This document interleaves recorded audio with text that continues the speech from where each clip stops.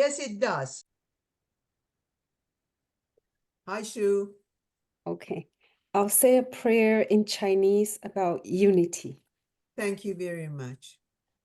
我的上帝啊，我的上帝啊，联合你仆役们的心智，显示您伟大的旨意给他们。愿他们听从你的诫命，遵守你的律法。上帝啊，帮助他们极力诚实，并赐予他们力量来侍奉你。上帝啊，切莫让他们孤立无援，而以您智慧之光引导大家的步伐，并以您的爱来鼓舞他们的心灵。诚然，您是他们的天助者，他们的主宰。巴哈欧拉。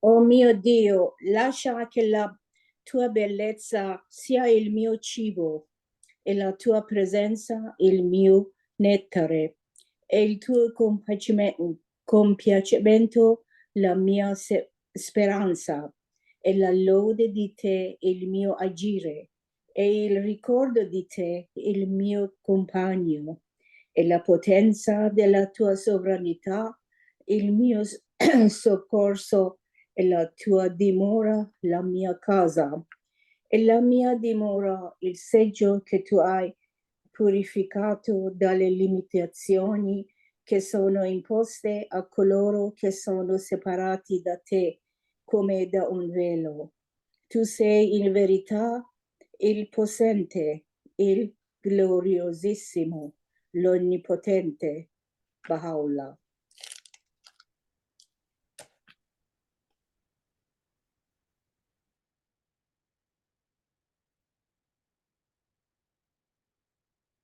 Good evening, friends. Thank you very much for sharing tonight with us.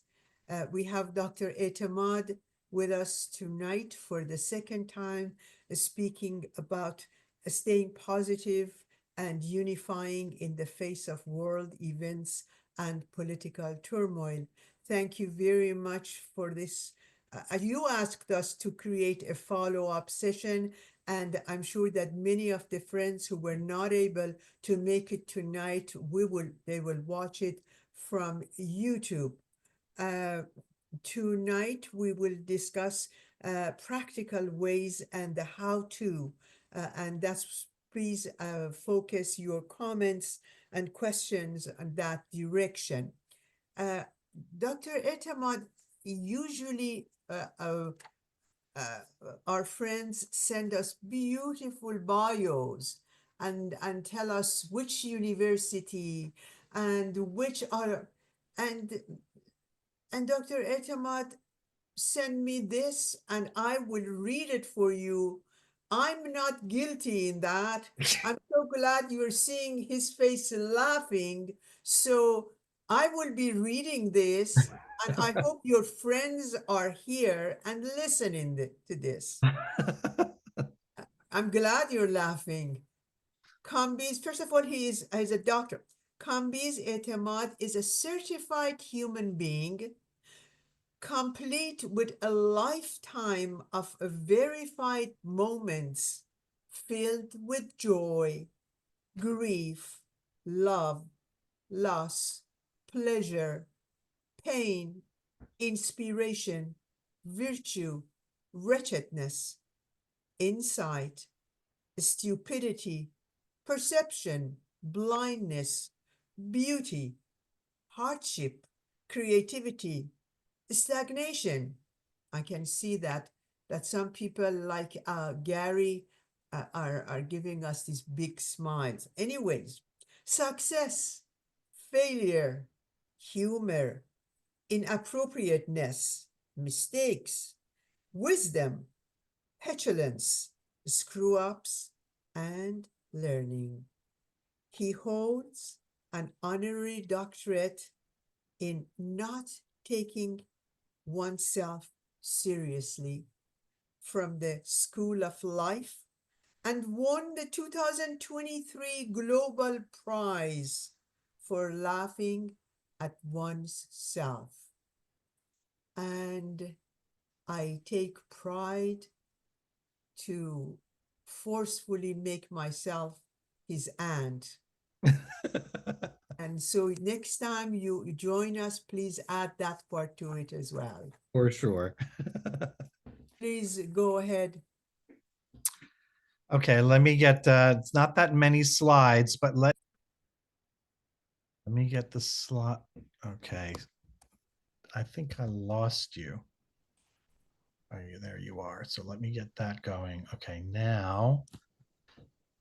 Okay.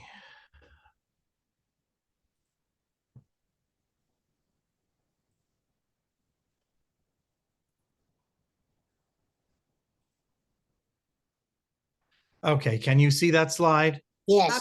Absolutely. Okay, so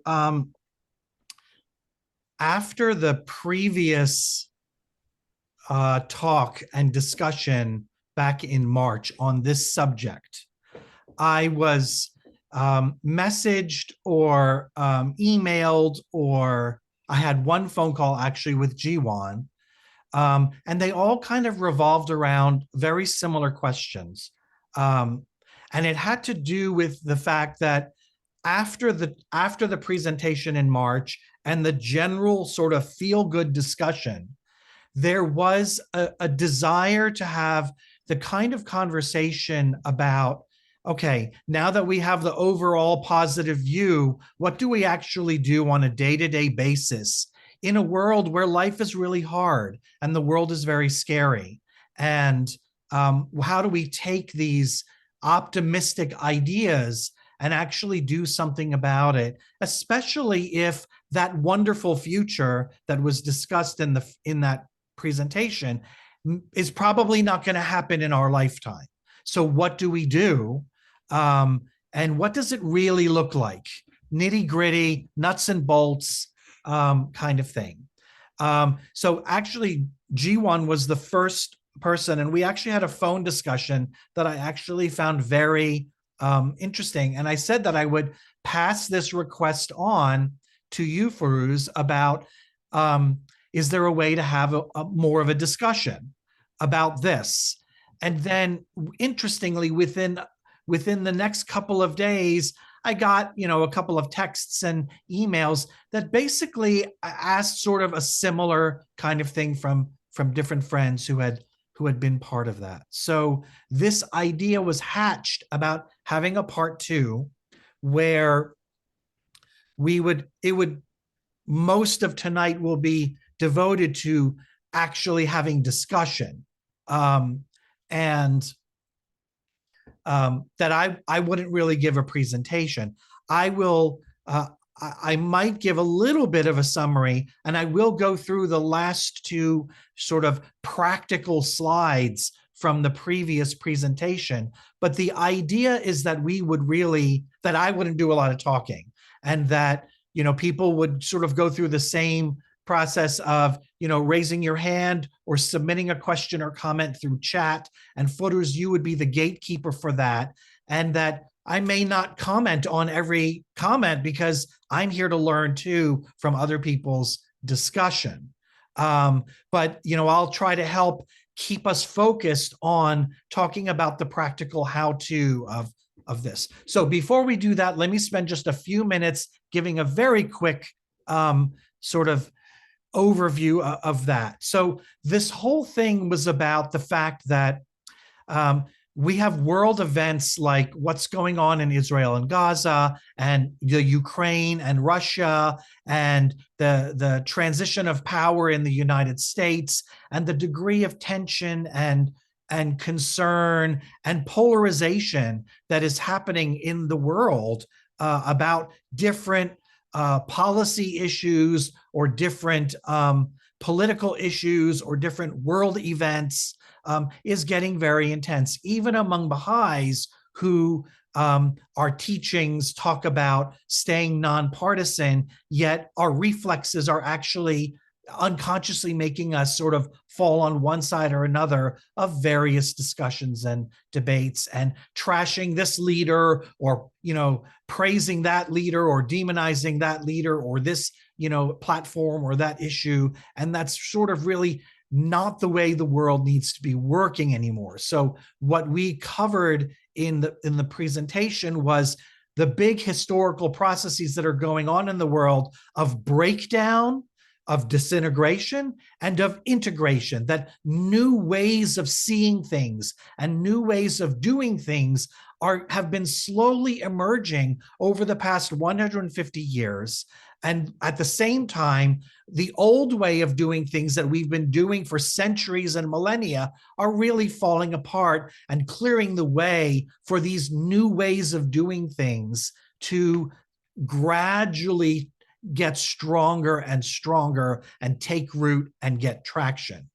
And that this is part of a historical developmental process for human civilization. It is part of the divine will and design for the evolution of humanity.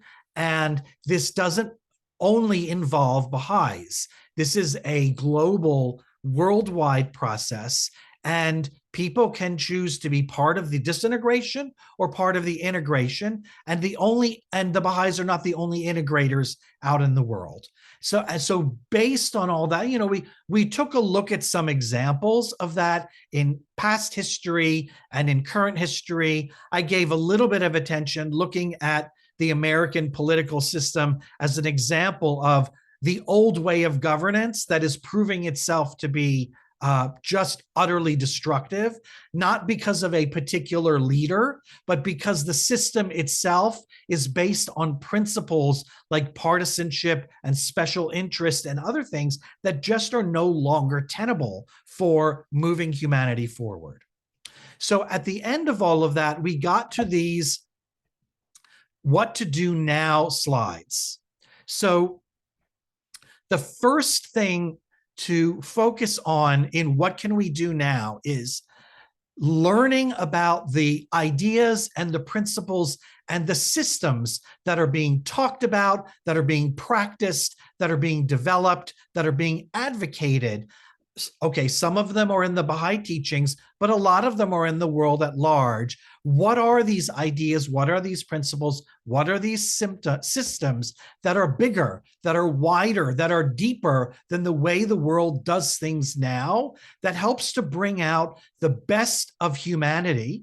And spending time to learn about it, immerse ourselves in these things, discuss them, live them in our lives, apply them in our work, in our social lives, in our family lives, promoting them and advancing them in a general way.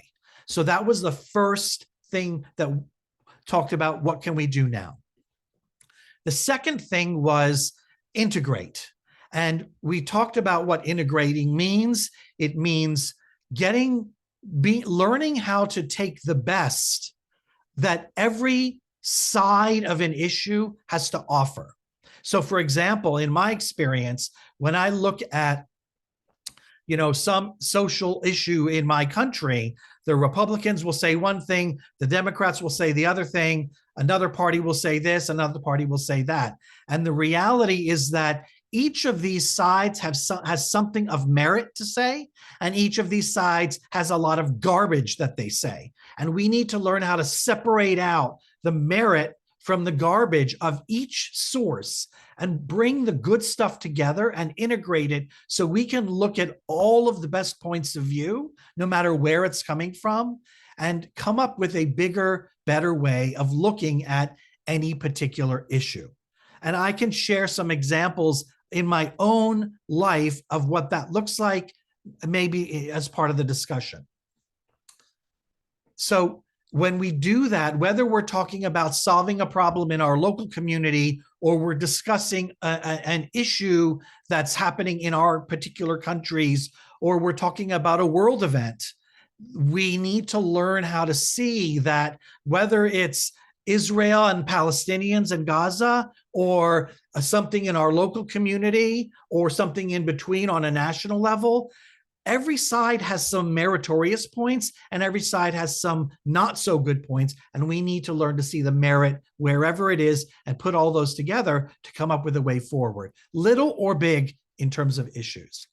Differentiating means, which is the next thing, differentiating meaning try not to talk in reference to or using the terminology of the old ways of looking at things. So if I want to discuss an issue, I'm going to try to avoid the terminology and the platforms of the political parties of my country, but talk about the issues rather than the platforms. Another thing is that we talked a little bit about making the effort to find the other people in our own world, our social worlds, our work life, our communities, whatever it might be, find the other people who are integrators, because we need to really be connecting with each other. And over time and over generations, that will gain momentum and will gradually replace cultures that are dying off, systems that are dying off. Then there's the whole question of advocacy. If we want to be championing a particular issue in our community or in our country, we need to separate out the issue, which is based on a principle, and advocate it in a way that's not related to policies that governments are debating about. Because many times policies are a hotbed of polarized debate rather than true deliberation. What's most important now is that the consciousness of people, leaders and people in general, is that they embrace certain principles and let that 100% embrace of principles ultimately reshape policy, rather than get involved in the infighting about this policy or that. Because again, many policies that many governments, local, national, or whatever, many policies have pieces that are junk and pieces that are good. And we need to sort of learn how to separate that out. And the first step is to talk about principles first and let the consciousness change lead to changes in policy. And then treat everybody as if they can be part of the solution. Like right now in my country, some people are hell-bent on looking at our current executive administration as the savior of the country, and others are hell-bent on looking at the current administration as the devil incarnate. That really does not help, because it's not really about addressing issues. And if we can, treat everybody as having the potential to actually work for the meritorious pieces. And what I cited for the fellow Baha'is in the event was that Baha'u'llah and the Bab and Abdul Baha and even Shoghi Effendi and the Universal House of Justice, when addressing leadership of the world, they don't separate out, you're a tyrant, we're not going to address you, and you're this kind of leader, so we'll address you. Baha'u'llah addressed even Napoleon and offered him the possibility to do wonderful things for the unification of Europe, but certainly not in the way Napoleon intended. So the point is that we need to be careful not to put ourselves in antagonism with people that we perceive to be working against the integrative process, because we never know ultimately how leaders are going to make decisions. and that this advocacy is something we can do in various levels of our life. We can do it on social media. We can do it in our social environment. We can become part of civic or community activities that advocate specific principles without getting involved in policy and partisan debate. There are many ways we can enact this type of advocacy. And then we can participate ourselves in various levels of change and progress. Now, everything listed under here is a lot, and nobody can do it all, which means everybody has to decide which aspects of change, of the new way of doing things, do we want to be part of? Do we each individually want to be part of, trusting that other people are going to do other things that we are not going to do? So the primal level of change is to take these principles from this first slide that were discussed in great detail in the first presentation a month and a half ago, take those ideas and principles and systems and translate it in the way we live our individual private life, as well as how we interact with people on a daily basis. Friends, family, coworkers, people in our community, the person at the post office, at the grocery store, whatever it might be, fundamentally elevate the way we function and live and vibrate as human beings on our own and in the way we interact with people. This is the bedrock. And if there's only one thing that we can choose to do, this would be the layer to choose.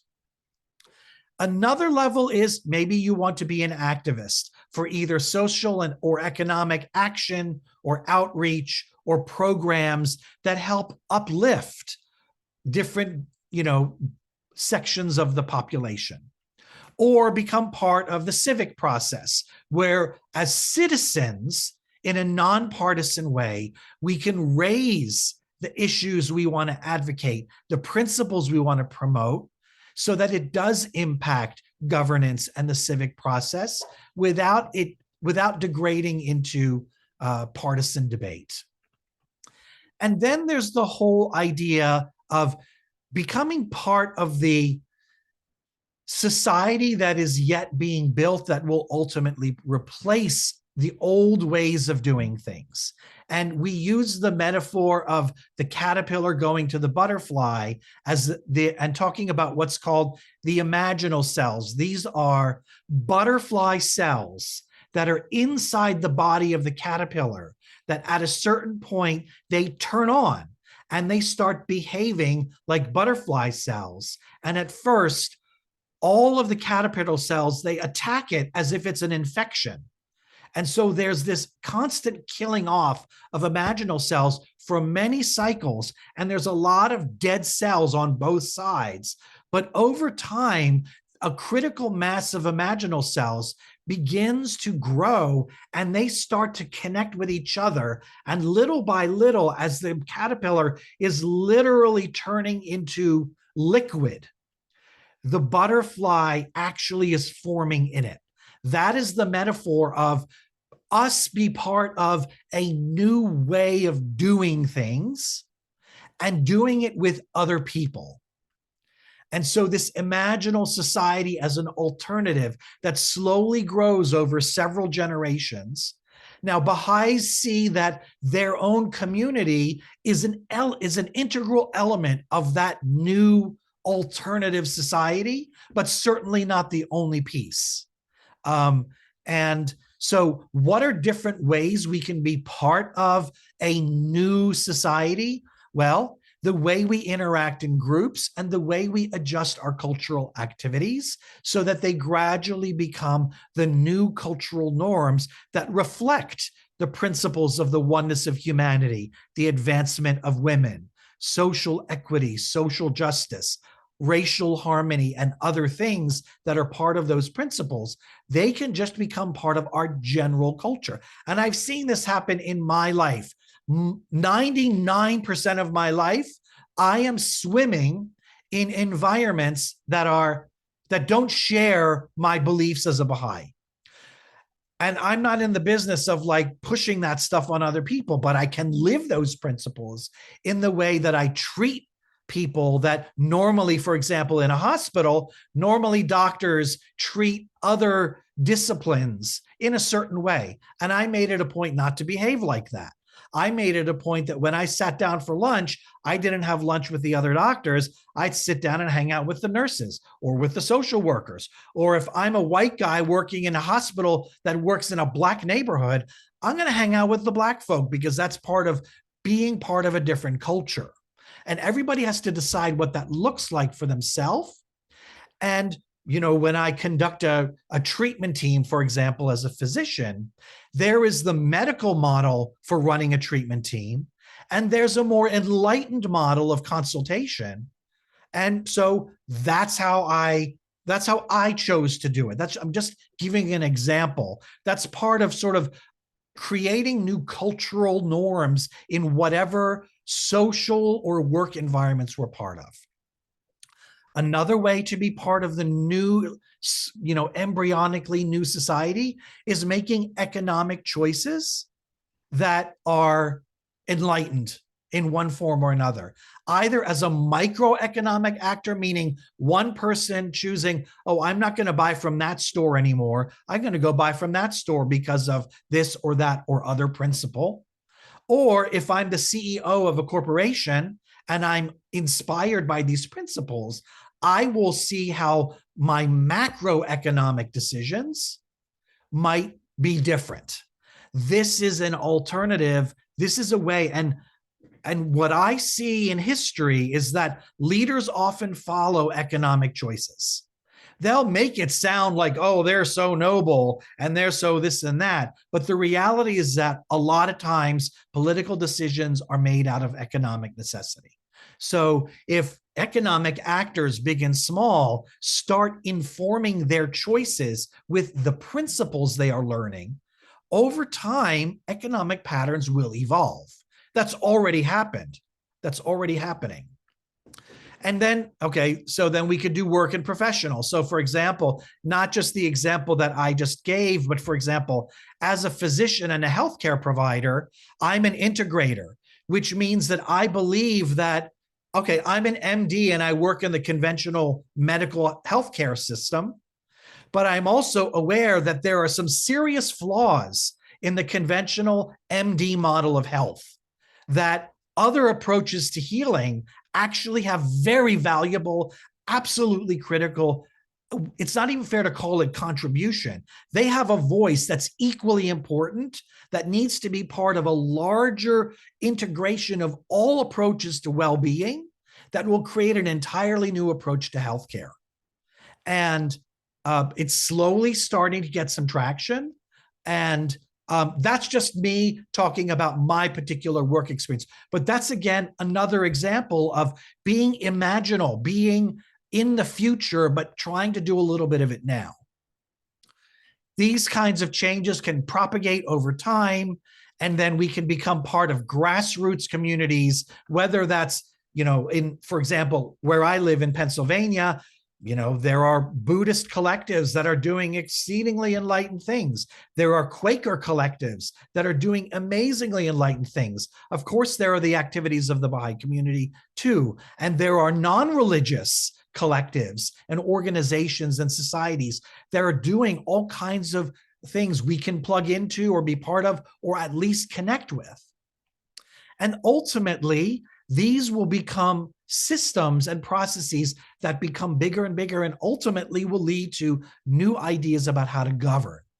So we can each choose which of these many things we can be part of, not only on this slide, but also here. Like, this is a lot. So everybody has to talk about and think about and choose what works for them about how to contribute, because we all feel the fear, the optimism, the frustration, the anger, the hope, and the wishes. And a lot of times we need to find a way to act on it. So, and then ultimately, one of the things we talked about at the beginning and at the end of last time was that what the good stuff that is going to come is inevitable. And knowing that it's inevitable and why, and if you haven't watched that video, I'd go back and watch it, because there's a lot of discussion about why these good things are inevitable. And it's important to remind ourselves of that, because sometimes our mood goes into the trash can. And so our motivation goes into the trash can. And we need to remind each other that this is inevitable, but we can lend our momentum to it. So I think that's about all I wanted to throw out there at the beginning, which was really just a summary of the what to do about this perspective. So really at this point, I would just want to open it up to people who have something to share or a question to ask. Ideally, I don't want to be the one answering questions, all of them. This really is meant to be a discussion. And so if other people have an answer to someone's question, that's great.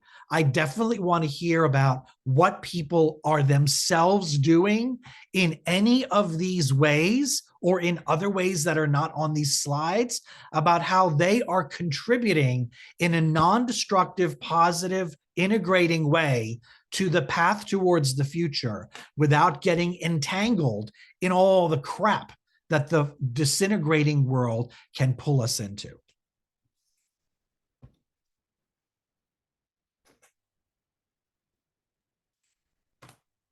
Thank you so much. I appreciate it, Dr. Etemad. So the floor is open, and we thought that friends could ask questions or comments about practical how-to, so we can get into the nitty-gritty of this. You're more than welcome to comment or ask questions. Meanwhile, I would like to thank a few people who are here. The first one is Alice.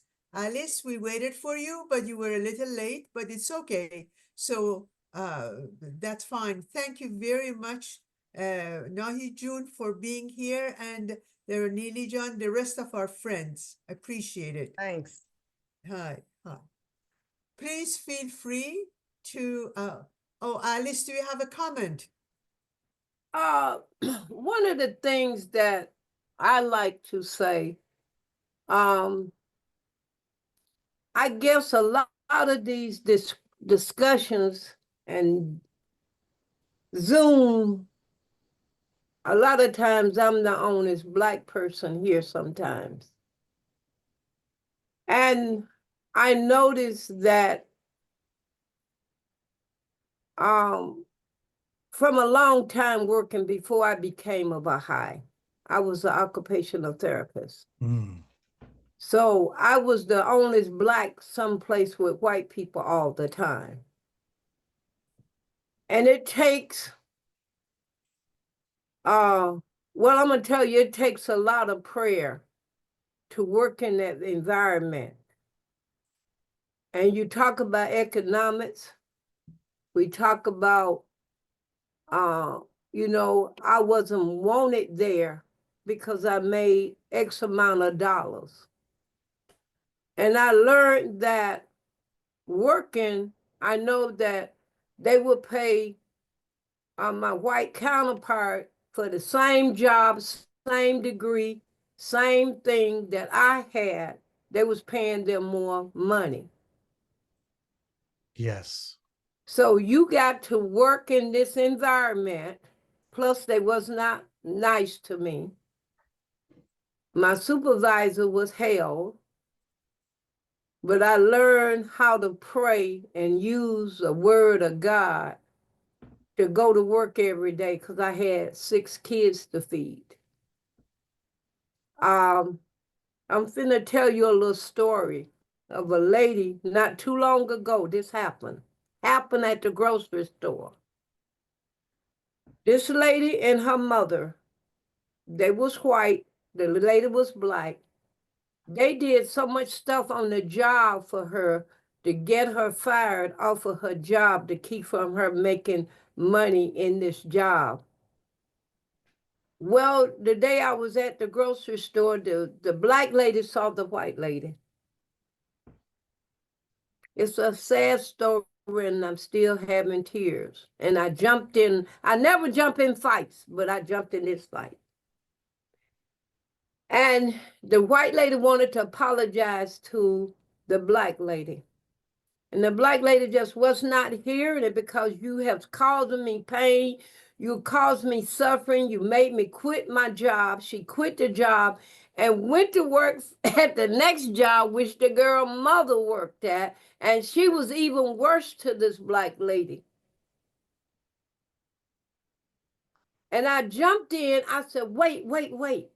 Allow her to apologize to you. We are a race of people, we get loud. We get loud, so you say what you want to. But I had her to sit and listen to the lady apologize to her.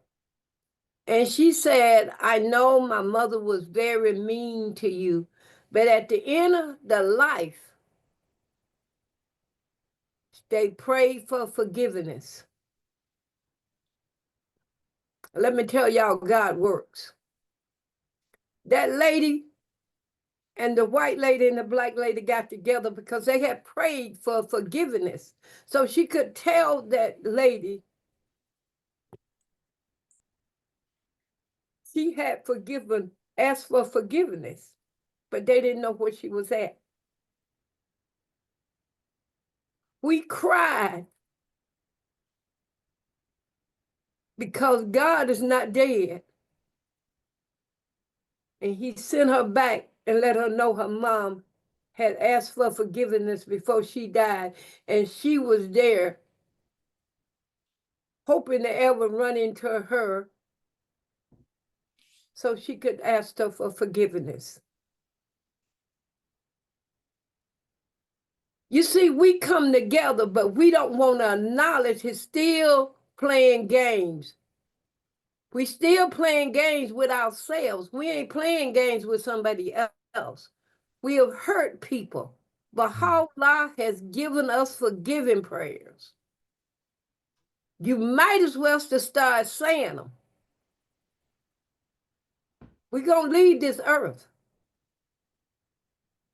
You might as well, I don't care if you're white, black, green, or gray, God don't do nothing different for you that he gonna do for me. I lived long enough to understand that, and I've seen it. You might as well pray those forgiving prayers for your ancestors and everybody else. That's why Baha'u'llah said, intone the verses of God. He said, first, it was going to kindle your own heart. And some of you ain't got your heart kindled yet. You got to kindle the heart. Burn it up. Burn it up. Burn up all this ugly stuff. Burn it up. It's ugly. And that's why we have this faith. We have this faith, but for us as human beings, if you get scraped, the world can get scraped. I worked that job 40 years. I'm good at my job. They send me around this country to work because I'm good at my job. But yet I was mistreated, but I knowed how to pray. No weapon formed against me shall prosper. I'm here to do the work of God, no matter whether I'm occupational therapist. I always knew I'm doing the work for God, not for you. My first OT teacher 101 said to me, you are not going to be taking care of your own race. You're going to be taking care of everybody else in this, Alice. So she made us pair off and get a white friend, a black friend, a white people to get a black friend. And I was too many friends because I'm probably the only one or two white blacks in a classroom. Alice, thank you so much. Is it possible for us to keep it here? Yes, go on, because you know we love you, and I particularly love you. Can we, don't forget the rest of it. Let's move to another person, and then we will come back. We will keep Dr. Etemad here for good. Thank you for sharing all the story and the Thank you, Much. thank you, thank you. You got to shut me down because with me is I'm full of everything. Because when you I never dare to shut you down at all. God will strike me dead. Friends, thank you so much. Friends, please share your comments. We're here. Dr. Etemad, if at some point you would like to say a few things, please go ahead. Let me just, I want to thank Alice. You brought to life that whole level of what the power we have in our individual, personal, and interpersonal life. And you said it, kindling your heart, enduring mistreatment, finding the small moments where we can speak up, and behaving with forgiveness and kindness. And the magic of this combination is really unstoppable, even though in the short term, we can get our asses kicked.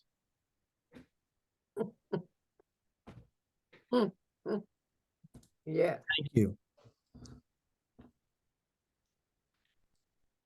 Please, Giti Khanum, go ahead. Actually, I would like to talk about something Kambeze mentioned, and that's the civic advocacy. There are 4 people tonight, or maybe 5, that they are in my community, that they are actually present here.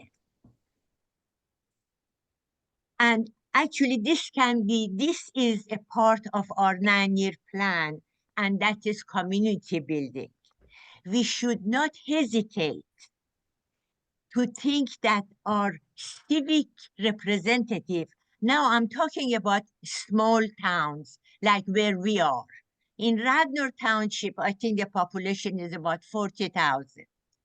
Is nothing wrong with Baha'is to know their commissioners, to know their police department, to know the like-minded people who are not Baha'i, and make friends with them and work with them.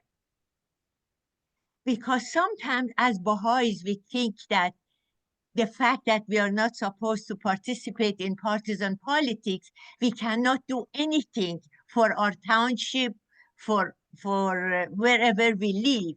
But actually, we can be a positive force by involving in our civic association communities. Go to the board meetings.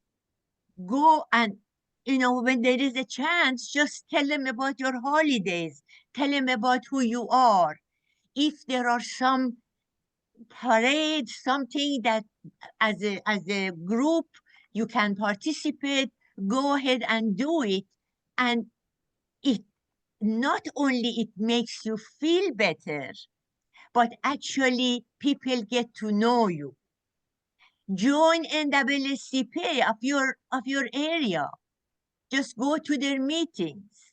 I think all of these little things, it would help. We are a small community, so we have to join other like-minded community to do what we want to do. It make us feel better. They make them understand who we are.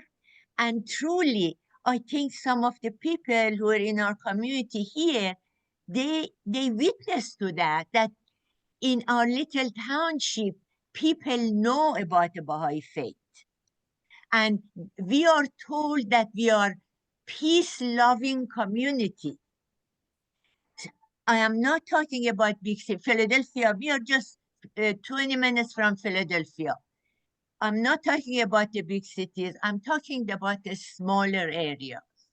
Thank you. Thank you very much, Giti Khanum. Thank you. Alice is sending her love to you. Appreciate it. If there's no comments, Dr. Etemad, we go to Shahla Khanum. Thank you. Thank you for your presentation.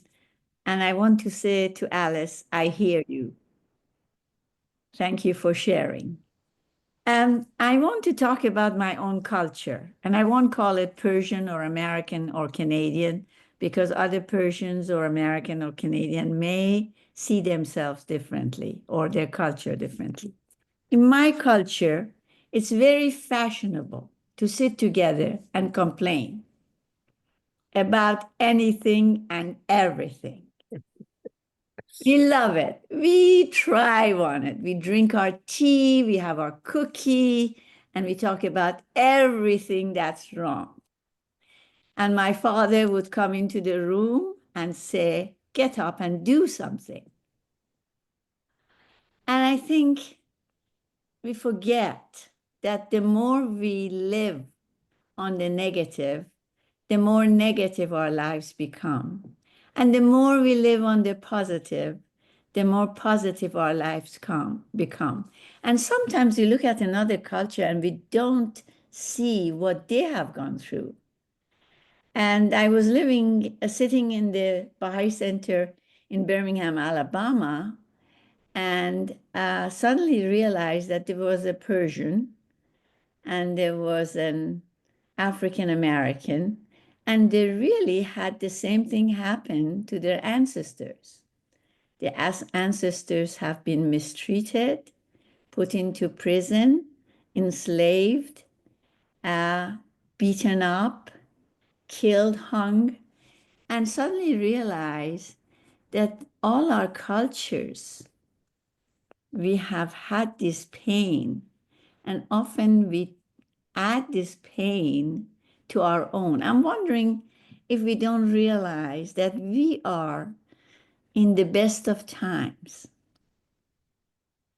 We have something that the new revelation has given us that's so new and so blooming that it can make us, we can wake up every morning and say, Ya Baha'u'llah, I am so lucky to live at this time. What can I do to make somebody else happy? And I'm wondering if our attitude doesn't affect what we do to other people. So I'm wondering if you have some thoughts on that. With a name like Talisman, you must.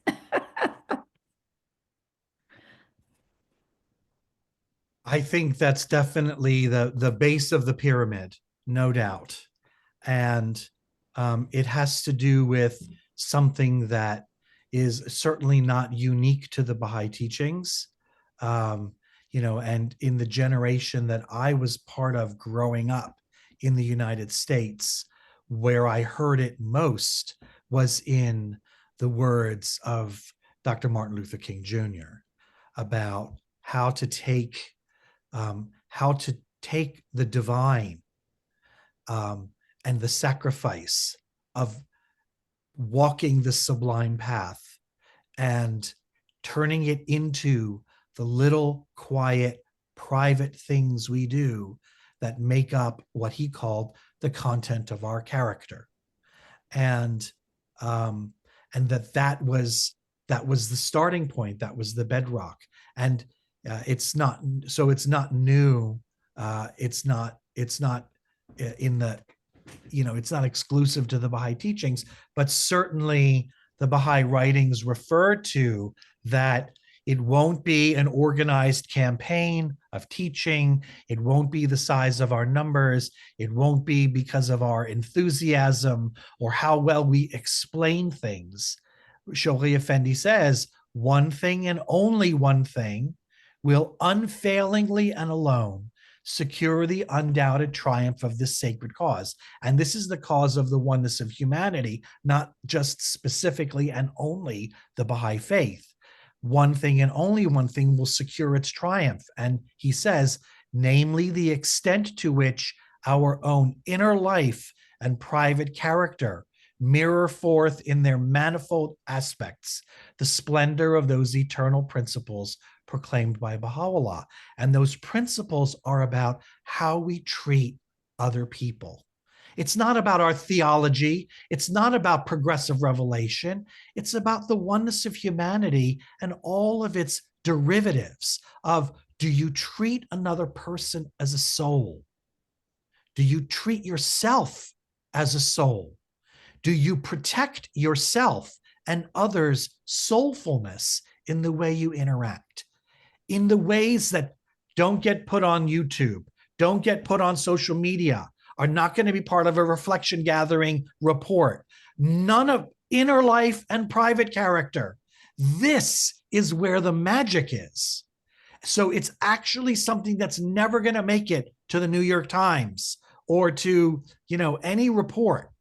But if we don't do it, none of the other stuff is going to work. That's basically what Shoghi Effendi is telling us. So yes, 100% agree. And it goes back and this is sort of part two, what you said, to what Alice said earlier. This is the heart of it. So that's that.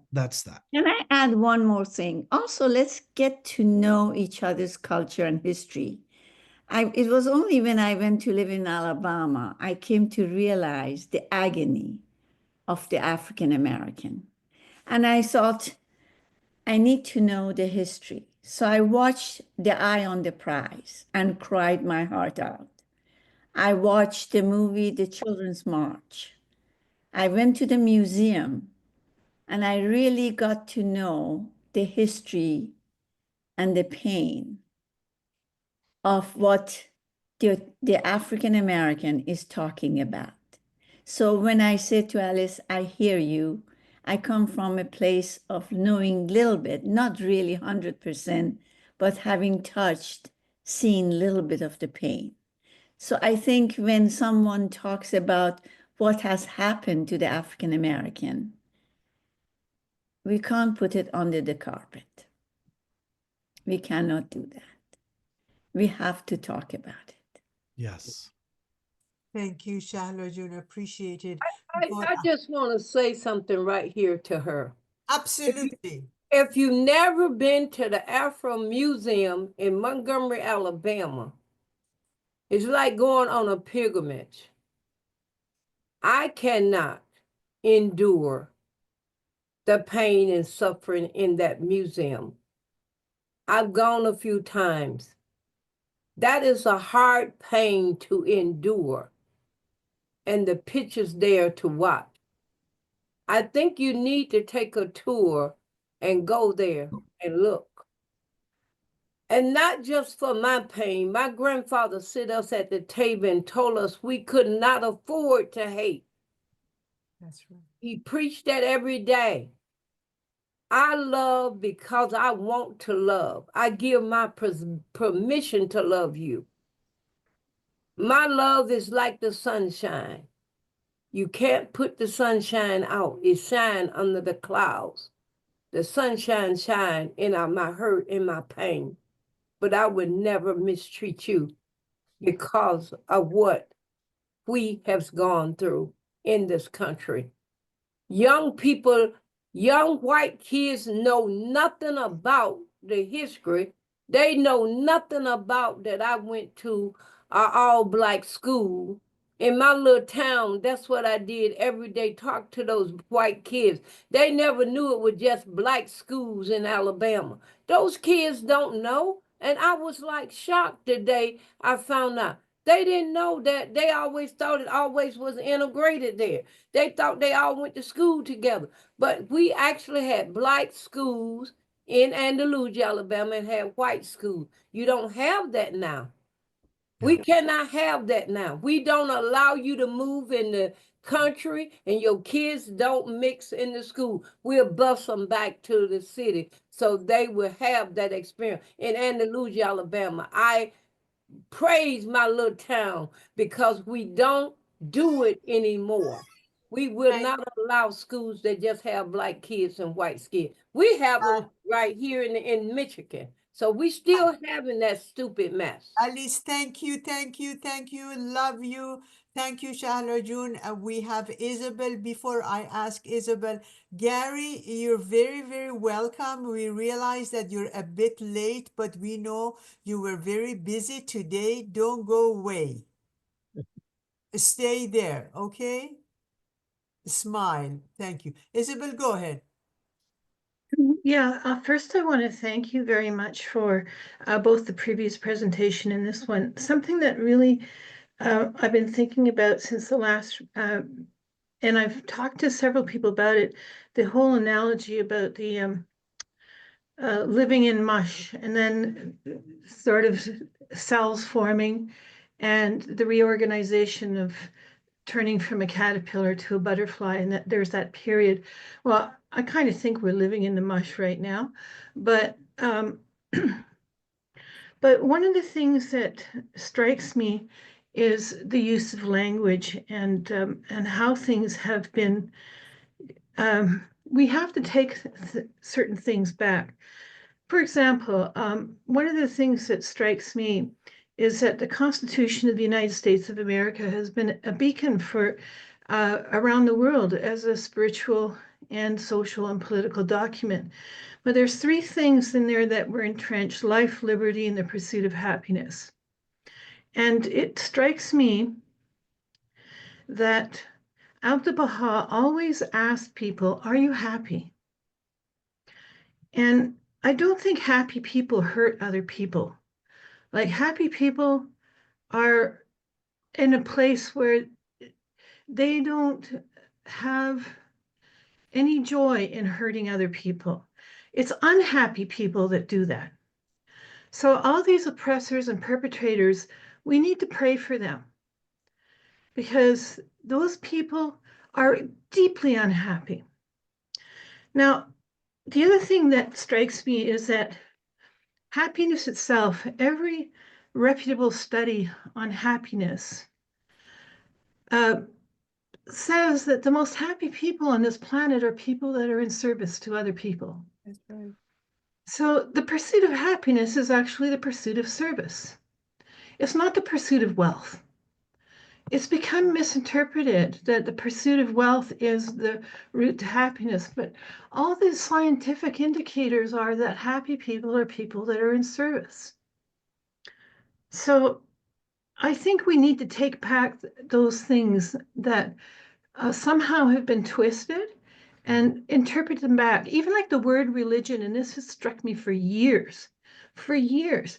You know, this thing about what does the word religion mean? It comes from the Latin root religare, to reconnect. And you use the word connection in quite often in your discourse, that we need to connect with other people, we need to connect with each other, we need to become one humanity. And the Baha'i faith is very clear on this, that religion is the means to do this. Religion was meant to unite the hearts of people. If it's divisive, it's best to put it aside. Poison doesn't come from the great physician. Whatever he's given us is given to us to heal us. So we have to take that word religion back as well. I've been looking at all these things for a number of years, but your discussion, I really want to thank you, because it brought forth how to solidify some of these ideas in action. So one of the things that I find, because I come from a very political family, so when I get into discussions with my family members and they're talking about right or left, then, you know, they're trying to involve me. And I used to get involved very fully in these family things. So now I just say, you know what? I don't care about left or right. I care about justice. And you know what? The whole conversation just right there, everybody says, yeah, that's what I want too. So whether it's somebody who's on the conservative side of the blanket or the more socialist side of the blanket, we all want the blanket. We want to be warm. We want to be happy. We want to be able to express our love and have our love be accepted. So it's not really a question, but it's really more of this concept of happiness as being a supremely spiritual way of living. And yet, at the same time, justice is extremely important. And I don't think that you can go through life and not be angered by injustice. I think that's a normal response. Children get upset when they see something that's unjust. It's a concept that's deeply ingrained in us. And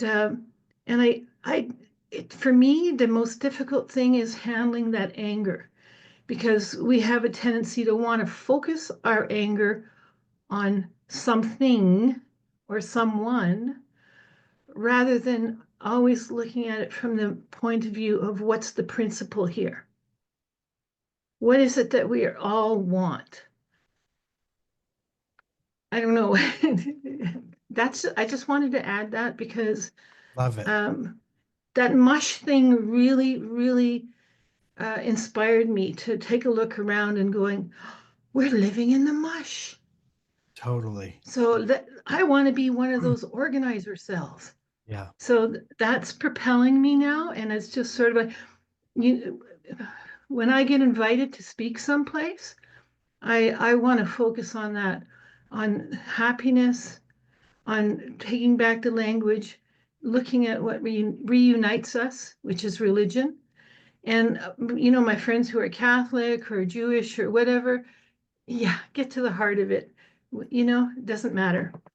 Thank And you. I also want to say, I also very much appreciate Alice's commentary. Now, I live in a place which has a large Indigenous population. All 6 of my foster children were Indigenous.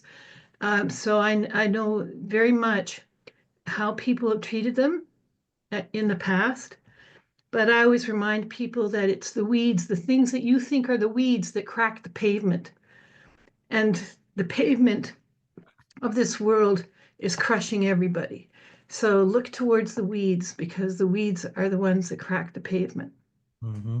Thank you, Isabel. Appreciate it. Thank you so much. Any comments, Dr. Kambeze? Couldn't have said it any better. Yeah. Thank you. Thank you. Thank you. Thank you. Mr. Porter. Yes, I won't be as high level of a discussion as everyone else has been so far, but when we were talking there about politics in the family, the one thing that I try and do is talk about virtues. When people talk about politics, I talk about virtues. And it's amazing how similar to what Isabel said, people go, well, yeah, that makes a lot more sense. That's what I'd really like. And they don't talk about politics as much. But I don't have a lot of the greater issues like the race issue or whatnot. I live in a small town in Ontario called Minden, and we live in a little bit bigger area called Halliburton, which is a very small population. We don't have a lot of really bad racial issues or anything of that nature. Most people have their religion and they're quite happy with it. So up here we decided we wanted to do something constructive. So we came up with an idea of having a coffee house where people could get together. And that evolved into, we provided a place for, how we put it, making our communities a better place and allowing for speakers on mental health, on various issues like that.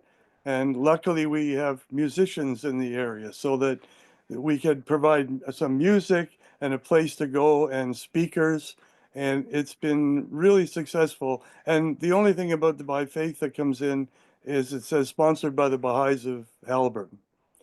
But like what I'm I guess saying is we sort of looked at what can we do as a community, because most people are very happy up here with their religion and whatnot. And So we thought the best thing that we could do is just contribute to making the community a better place. And so it's been very successful. Thank you so much, George. Thank you. Thank you so much. Thank you. It feels great to know that I can drive to where he is, because some friends are joining us from Russia or China, but it's good to be able to drive to Minden. Hi, Gary, how are you? Hello, Paul. Hello. I apologize for my tardiness, but I love the first one. I had to catch part of it, and I have to have contact with you, sir. But I want to start here. First of all, I think MLK said it, that injustice anywhere is injustice everywhere. Racism anywhere is racism everywhere. So no one is excluded. There's no bubble that anyone can be in that they're not affected by racism. If you reap the benefits of the systems, and they everywhere you turn. But also, I want to all see, if we keep looking at the agony of persons of African descent, that's all you see. We have great accomplishments as well. But until people start looking through that lens, you'll only see us as this battered person. But we come from, and the things that you still haven't figured out with all the technology, how to build a pyramid to this day. So, I mean, there are things that don't just bask in the traumas, but we have contributed so much to societies all over this planet, not even to mention the inventions that were stolen from us. So it's not this whole woe is me party. We've contributed on so many levels, from sciences to everything in between. So if we keep looking at us from that woe is me perspective, that's all you see. But look at our genius as well. And that's what I would like people to investigate that too, instead of just, you know, those dark places. Thank you. Thank you. I always love hearing from you. I need to hear from you more, so I'm going to give you my email. I want to have a conversation. We exchange emails, so I'll dig it up again. Okay. Months ago, so we'll reconnect. That's a deal. Gary, don't go too far, okay? Thank you. Sure. Hi. Yeah, I really appreciate the sharing from Alice. It's always a reminder and learning. As a Chinese in America, you know, half of my life I born and grow up in China. I never aware of a racial issue everywhere. I see people are Chinese, and coming to US, the life is, you know, so different, so hard. I, you know, feel prejudice and racism myself, my own experience in so many ways. And also being an artist, you know, people have a prejudice on that as well. So I think the difficulties we go through, it's a training for us to become more sensitive, more compassion, more understanding, more eager to learn others' difficulty. And, you know, believe or not, you know, first 25 years of life in China, I never met anyone being mean to me. You can criticize all, you know, about China, Chinese or human rights or whatever. But now it demonstrated this country is not any better. But the things I experienced here, you know, just at the beginning of pandemic, I was held at a gunpoint. I was slapped on my face, you know, resulting me concussion. You know, the fear of people, I've never had it before. You know, to the state I could not get out of my apartment. In San Francisco, lots of Chinese here. It's not somewhere in a rural area you'll never see a Chinese, you know. And it was such a crazy like a real life experience of the rise of Asian hate. We see the news and all this trauma, but I really understand more because from our own experience. And I just learned yesterday, this little town I moved here 3 years ago. I don't know much of the history. They used to have a Chinatown, and I didn't know, and it's only 35 minutes from Golden Gate Bridge. It's north of San Francisco. So many Chinese history has been wiped off from, the Angel Island on the west side of US. It was actually a prison for the immigrants. People were locked up, more than 4 years. In New York, there's Ellis Island, but more of the European people come. But here in San Francisco, it's the Asian people. They were locked up. Wow. It was just so much to learn. And the railroad workers, all Chinese, and building the railways. And they were like, for over 100 years, they were wiped out of the Right. history. Yes. Yeah, so it's just so much to learn. I think to learn the history help us to understand what we are now, how much we achieve, but how much more we have to work hard. Right. Thank you.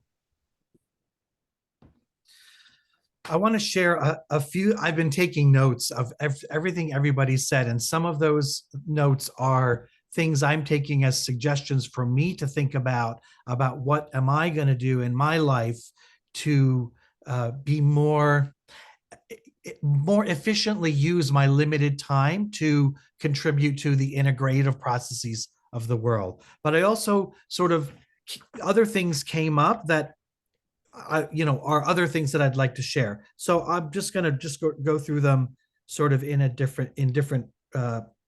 random order. So one thing was I wanted to share the point that was brought up about learning people's history and culture that have come from a number of the comments. It's about knowing the story of someone's life and heritage. And there's definitely, different ways to do that nowadays. Something on YouTube, attending a talk, reading an article. What I have actually found to be the most impactful way that I have learned history like that is in the friendships that I have with people who represent that history, because they bring it to life, because it's part of what they bring forward into the world. And so that's an indirect way of talking about like something that I decided to do. This was years ago, but it still for me is at the heart of what, as many of you might know, the Baha'i teachings, they encourage something called pioneering, which in its classical meaning is to move to another geographic location and to engage in the surrounding community and be sort of a presence of the Baha'i world in that little corner of the world. Another thing so for different reasons in my life, I was never in a position to do that for many life stages, but because it was such a universally encouraged phenomenon, I found myself asking, well, how can somebody pioneer without moving? And I basically came to the conclusion that if I read one of the books by Shoghi Effendi where he talks about the most challenging issue about race unity. And what he talks about there is undiscriminating fellowship between the Black and the white people of America. But if I took that as a generic principle, what it really means is making an effort to make friends with people who are different from you. And that is sort of like a universal definition of social pioneering that I took to heart very seriously. in different stages of my life. So I want to give the one example that I mentioned briefly earlier. When I was working at a hospital, psychiatric hospital, and it was in West Philadelphia. So it was in an African-American section of the city, and 90% of the patients were African-American, and 90% of the staff or more was African-American. And, you know, as a white doctor, I took it very to heart that my role, not my role, my moral responsibility as a human being is to interact with the non-whites and the non-doctors. Like it was important to do that. And I did it because it was a virtue, because it's a virtue to engage, because there's something that comes with forming bonds of friendship or even just collegiality with people who are totally different from you, that you don't even, your head is spinning because you don't understand things for a while. I made that a point, and it was already crazy enough doing the work. But I found that when we would have hangout time in between the crazy moments of the hospital, whether it was for lunch or after treatment team or during a little break, it just became so nice to hang out. And I learned so much of what I learned about the history of African-American culture in an urban setting like Philadelphia. It was not because I opened up a book. It's because I was just hanging out with people who were sharing their life with me. And, you know, we would talk about all kinds of things. I don't even remember what was going on in the world at the time, but whatever it was, it had us talking about, you know, different issues. Certainly it had us talking about race, had us talking about religion, had us talking about economics. And just to hear, I was humbled. I was humbled on a daily basis just by what I was learning and my being just a human being with other human beings. So one day I'm coming onto the unit. It's a locked psychiatric unit. And right at the entrance on the outside of the right where the entrance is, there's the nurses station. And when nothing's going on, the nurses and the mental health techs are all hanging out in the nurses station, and they're talking and they're cracking jokes. And I'm usually part of it, but I happen to be sort of going in between different situations. So I come in and I overhear them talking. And this one guy that I became good friends with, actually, he said, "Yeah, you know that Dr. Etemad? He's got a little black man in him." And I literally turned around. I went out the door. I locked myself in the bathroom and I cried, because I took that to be the absolute greatest compliment I had ever gotten in my entire life, because it showed that I had connected with someone whose background and life experience was so different, but that our connection, the differences were enhancement, not a barrier, and that they felt what I felt. And you know, the whole team had a groove. And, you know, it's a dangerous environment. Like, we had people coming in on PCP, and like, you know, one guy would pick up a chair and smash it on the ground and pick up, a splintered leg of the chair and say, "I want Dr. Etemad." Like, that's how dangerous it can be. And like that, these people were like a wall of protection, because they're the techs. They know how to manage that. And like, I never felt like we were separate from each other, because in other situations, I was the one at the spear point, you know, talking down a patient when they were putting the staff at danger. So I just wanted to share that as an example of what can happen when we simply choose to connect with people that are different from us. And then I've always felt that it was a moral imperative. So that's one.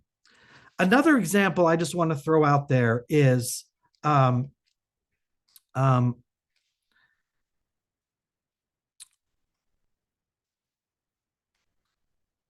okay, I want to talk a little bit about, I'm trying to give examples of things that might trigger other people to share examples of their experience. So here's a couple examples of political or world issues that in my social life, I can't escape the discussion and the debate. And I try to reframe the discussion, the debate, so it becomes a discussion. It's not always successful, but for example, like a lot of my friends in different social groups, some social groups I'm part of, they're all Republican. And other groups, they're all Democrat.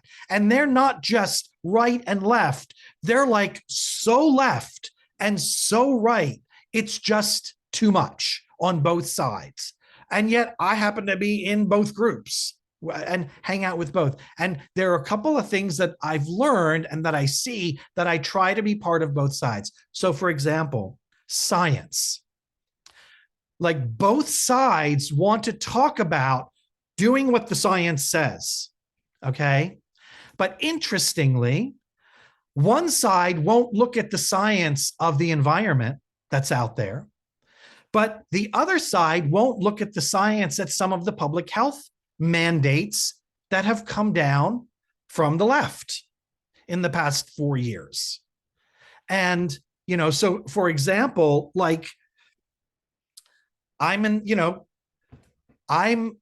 myself am an individual. Okay, I'm a physician. So I'm an MD, you know, I'm part of that system. I have a personal history where, for example, I have a history of injury from vaccine. My daughter has a history of injury from vaccine. So I'm not someone who's going to automatically say yes to a shot just because someone says so. I'm not anti-vax or pro-vax. I am get the information one at a time and make a decision. And please don't compare measles with the chickenpox vaccine because they're not the same thing. And like, but that position of being thoughtful doesn't fit either extreme of what the two political parties have decided to do with the issue. My responsibility is to talk about the issue, not about the platform. Because all you need to do is go onto the NIH website and the CDC website, and there's data that will put the science right in between the two extremes. And nobody's talking about that. And I'm only saying that not because I want to start a fight about that here. I'm saying that most of these hyperpolarized issues are based on real 50% horse shit and 50% good data on both sides. And we need to just stop picking one side or another and look at facts. And if we don't have facts, suspend a conclusion until the science says something. That's just one example. Another example, Israel and Gaza. And, you know, again, I have many, many friends who are pro one or the other. And frankly, with Baha'is too, they will be very vocal about being pro one or the other. But, you know, I created a grid of different issues that are related to the Israel-Gaza situation. And I tried to identify all of the independent variables that are at play. As to date, I have identified 71 separate factors to the problem. And each one has its own solution that can't be lumped together in one platform or another. Easily, half of those problems are solved that would look like they're on the side of the Palestinians. And the other half is going to be on the side of Israel. So the truth is that it's not about sides. It's about factors. And, you know, we just need to think differently, That's what I mean by being integrative. We need to take the meritorious points of different things. And I'm trying to do that. Like I've tried to do that in my social groups. And okay, some of these discussions I've given up on, frankly, and some of them I can keep going. But I think that's part of being, for me, part of being part of a new way of thinking and doing things. And I'm only throwing those out there as personal examples of what I've tried to do up until now, while I try to figure out the next things I can do to be part of things as the world is getting hotter and hotter in terms of intensity. Okay, enough of that. Any other thoughts? Comments? Dr. Etemad, maybe I can read something which is in chat. Okay. Leslie wrote, compassion grows often from your own difficult experiences. Can someone address why some people choose to perpetrate the injuries they have experienced on others instead of learning compassion? Very good question.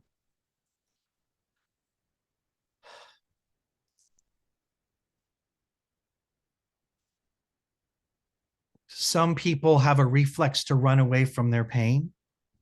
Some people have learned how to overcome. We all have the reflex to run away from our pain. Some of us have learned to overcome that reflex and face our pain as a way of really getting past it, through it, transcending it, healing it, whatever you want to call it. And I mean, if you look at all the great stories, even, historical tragedies, it's about that. Are you willing to look at your pain, your loss, your fear? Because if we don't, we become manipulated by our own fear unconsciously. And the only way to do it is what every great thinker, philosopher, prophet has said. As Socrates said, know thyself. Baha'u'llah says, true loss is for him whose days have been spent in utter ignorance of his self. We need to know all parts of us, all the light and all the good, but also all the yucky. We need to understand and know intimately our lower nature so that we're not tricked by it, so that we're not, pushed in a direction because we want to pretend it's not there. And if you boil it down, a lot of people's misery and a lot of the misery that people put on others is because they don't face their stuff. That's right. I know that there are people who raise their hand. Alice is always number one, but I would like to ask a question because at least I'm somebody here. So I will take the opportunity to ask a question from my nephew.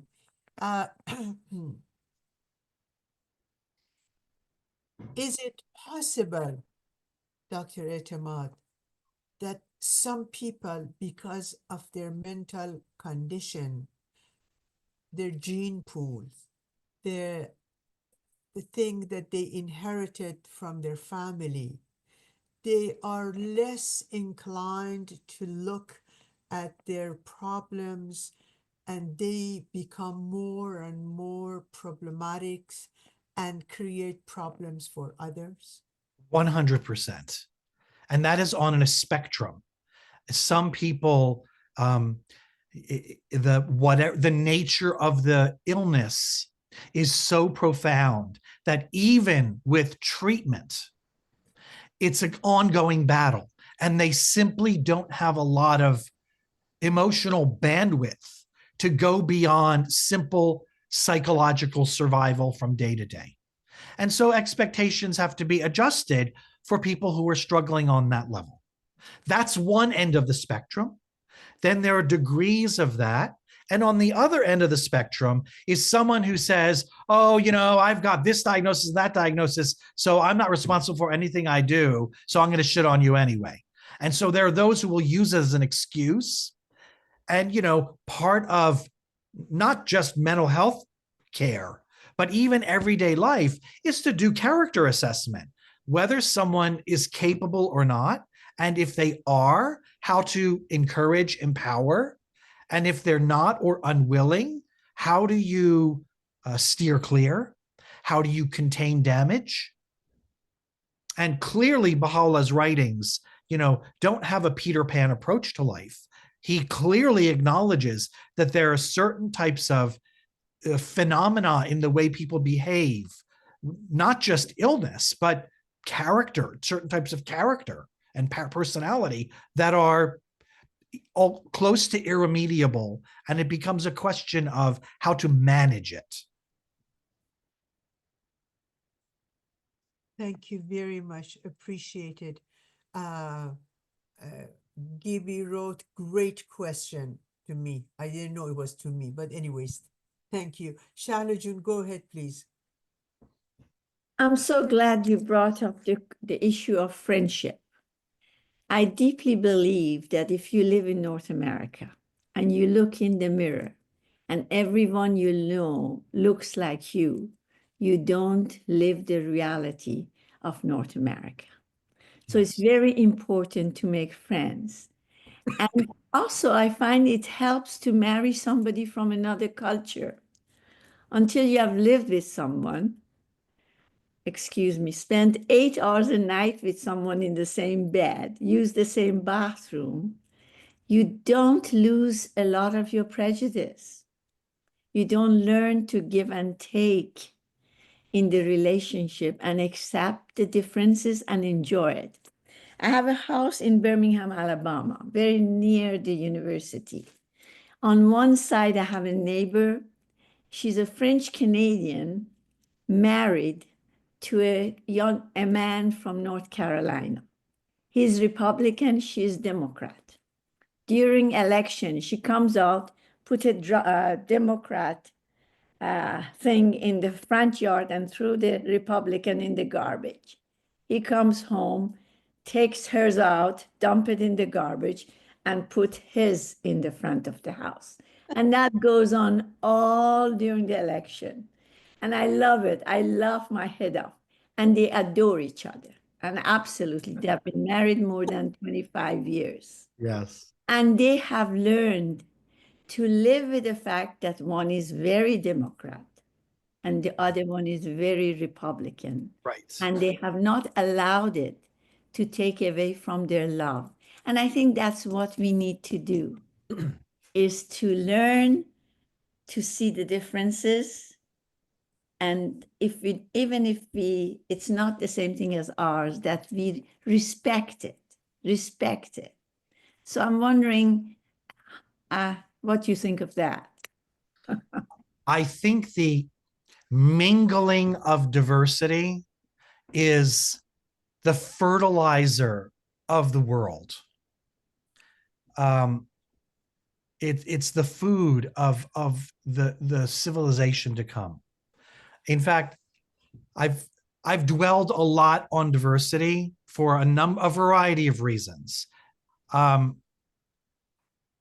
There have been as a Baha'i, my generation growing up as a kid in the 1970s in the United States, the advancement of women and race unity were in the water. And I went to a school, a public elementary school that was the only diverse elementary school in my township. And I wouldn't trade it for the world. It was the best life experience. So it's always been my thing to think about this, but recently I've been thinking about it differently. And there is a passage by Abdul Baha where it's the famous quote about the flowers of the garden. And he says, behold the flowers, different colors, they add to the beauty and this and that. And then he says, likewise, when diverse shades of thought, temperament, and character are brought together under one central agency, marvelous or glorious or beautiful be the results thereof. And it struck me that, we do, I'm looking at America, the advancement of women and racial harmony, even in the Baha'i community, at best has plateaued. At best, it might have even regressed. And I think that we don't need another academic discussion. We don't need another, like institute process. I mean, those are all important, but kind of like, as the Guardian says about in general, success is not going to be by a campaign of teaching or the exposition of ideas. It is by that fundamental change. I think that's where it rests. And I think it has to do with this idea of diversity of thought, temperament, and character. And promoting that is something that I think will be an engine for a lot of things to improve in the Baha'i community, but in the world at large. And like, I actually just finished writing an essay on how this applies to Baha'i community life. Like, if we really learn how to embrace diversity of thought, temperament, and character, what are some of the things that would get better? Well, one, whatever Baha'is choose to do in service to the Baha'i community, some services won't be glamorized and others disdained. Right now, we live in a community culture where certain types of service are considered the only good service to give, and other things are basically dismissed. So service, consultation. If we were really eager to take in diversity of thought, and I mean, let's take temperament. Temperament shows itself just in how you express yourself. I'm a very passionate, and, I'm too much. I'm a little extra. I know that. Okay. But that's my temperament. But I've noticed that sometimes in consultation, someone who's extra like me gets dismissed because I'm extra, without taking to account the merit of the content of what I've said. And I know that, for example, African-American cultural expression has experienced this in mostly white communities in a variety of ways, in the way devotions are carried out, in the way consultation is carried out. So that's an example of diversity of temperament, because cultural, racial, national, gender diversity ultimately boils down to different flavors of thought, temperament, and character. And if we learn how to manage that in a general human way, well, then we've got all the diversities covered. We'll be able to master the most challenging issue, the advancement of women. So choices of service, consultation, certainly the causes of race and gender would accelerate. Our learning environments, for example, if you accept that there are different types of thought and temperament and character, you accept that there are different ways to learn and different ways to teach. And therefore, there is not only one way to teach and learn and have education just in the Baha'i community. But again, right now, we live in a time where a lot of people believe there is only one way for Baha'is to learn. And that's just not scientifically accurate, nor is it supported by the writings. So this is all part of this base. These are just secondary expressions of something much more fundamental, which is, in a one-on-one interaction, in a friendship, am I ready to live with the fact that you think, you temper, and you personality different than I do? And can we figure that out? Okay, you like anchovies and I like pepperoni. So what are we going to do about that when we order a pizza, kind of thing? We got to figure that out. Can tell I'm probably a little hungry. Can I ask one more question very quickly? I'm sorry, Shahla June. Okay, Gary time. and Farida June, they are waiting, and it is about 10 to 9. We'll see when we're going to finish. Gary, go ahead. Gary, you see what kind of friend you have? This Kambeze Khan. Isn't he so wonderful? Yes, indeed. So this is I'll get back to it because I lost my thought, but you had mentioned something that made me open up the that part in the obligatory prayer when he talks about, when he says, there's two parts. He says, "Oh my Lord, this wretched creature knocking at the door of thy grace." You made me think of that. Something you said will come back to me. And then whenever I ponder my evil doings and thy benevolence, my heart melted within me. It's gonna come back to me, but I want to speak first to diversity, which you talk about. I think too many times people perceive diversity as cloning. Yes. And it's not cloning. I'm different from you. I speak. I'm animated when I speak. I feel that same passion when I talk about something. And to be frowned upon, the way I praise God in a different way. I didn't come. A garden. You know, we always talk about we're one garden. Well, the flowers, the soil, the fertilizer all have their own little thing that they're doing. They're not copying each other. They're not mimicking each other. And then all the chaos that's going on, we forget our food is grown in manure. Right. So all of this chaos, I look at this is part of the old world order rolling up and to spread. And what people are hanging on to, you know, those it talks about detached from all save God. What they're hanging on to, like they're going to bring remnants of this old world order into the new. No, it's not happening. It's a new world order. And so everything that's happening is because God commanded B to be. But until we start looking at those sides, and my thought back about the other sides that we don't like to look at, how can we ever address them?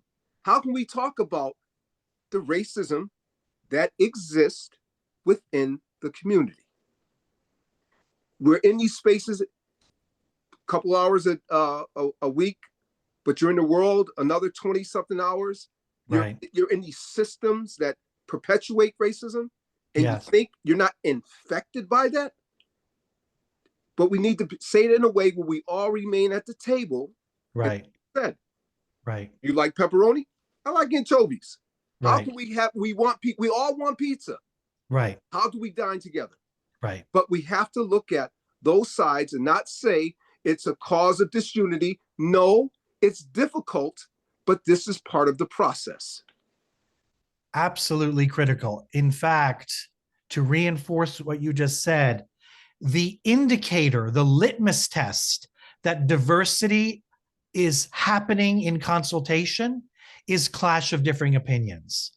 And it's pretty clear, Abdu'l-Baha makes it pretty clear that the spark of truth comes after that. And we still operate with a reflex to avoid clash because we somehow misinterpret it as contention. And that has to be overcome. That is a fundamental trait that is individual, but also collective, that the community actually needs to embody like yesterday. So thank you for making that point. Thank you, Gary. Don't go too far, Gary. Thank you. Thank you. Faridejan, welcome. Thank you so much. Please go ahead. First, I want to say I love you, Firuz John, and thank you so much, Kambeze. I know it's too late. We should close and to pray. But I want to say it was a wonderful program. I was listening to everybody. But I just want to mention some, my English is not so good because I've been to 60 countries. I speak of a few words of every country. My language, my English is speaking like pinch English. Sounds great. Bring it on. Yes. My point is that, dear friend, Abdu'l-Baha said 124,000 prophets came. All of them foretold about coming of Baha'u'llah, God going to walk among the people. And their desire and cry to born in this day. And we Baha'i lucky, we recognize Baha'u'llah from different color, different culture, different background. Not you should be happy. Baha'u'llah suffers so much. Abdu'l-Baha suffers so much. Beloved Guardian suffers so much. And if we are connected with Baha'u'llah and tests coming for us, nothing can be disappointed you or get upset or that people, that's black, white, these people bring us down. This is, we are Baha'i. Alice, Gary, all, we must walk like king, like queen. You're recognizing Baha'u'llah. You should be happy. Thank you so much. Sorry, I don't want to say anymore. Dear Kambeze and Suru, I want to be, really must be happy. You know, I don't want to say anymore. If I want to talk, I can say, you know, many things, you know, you will jump to the sky. You know, we should be happy. Yabahalapa.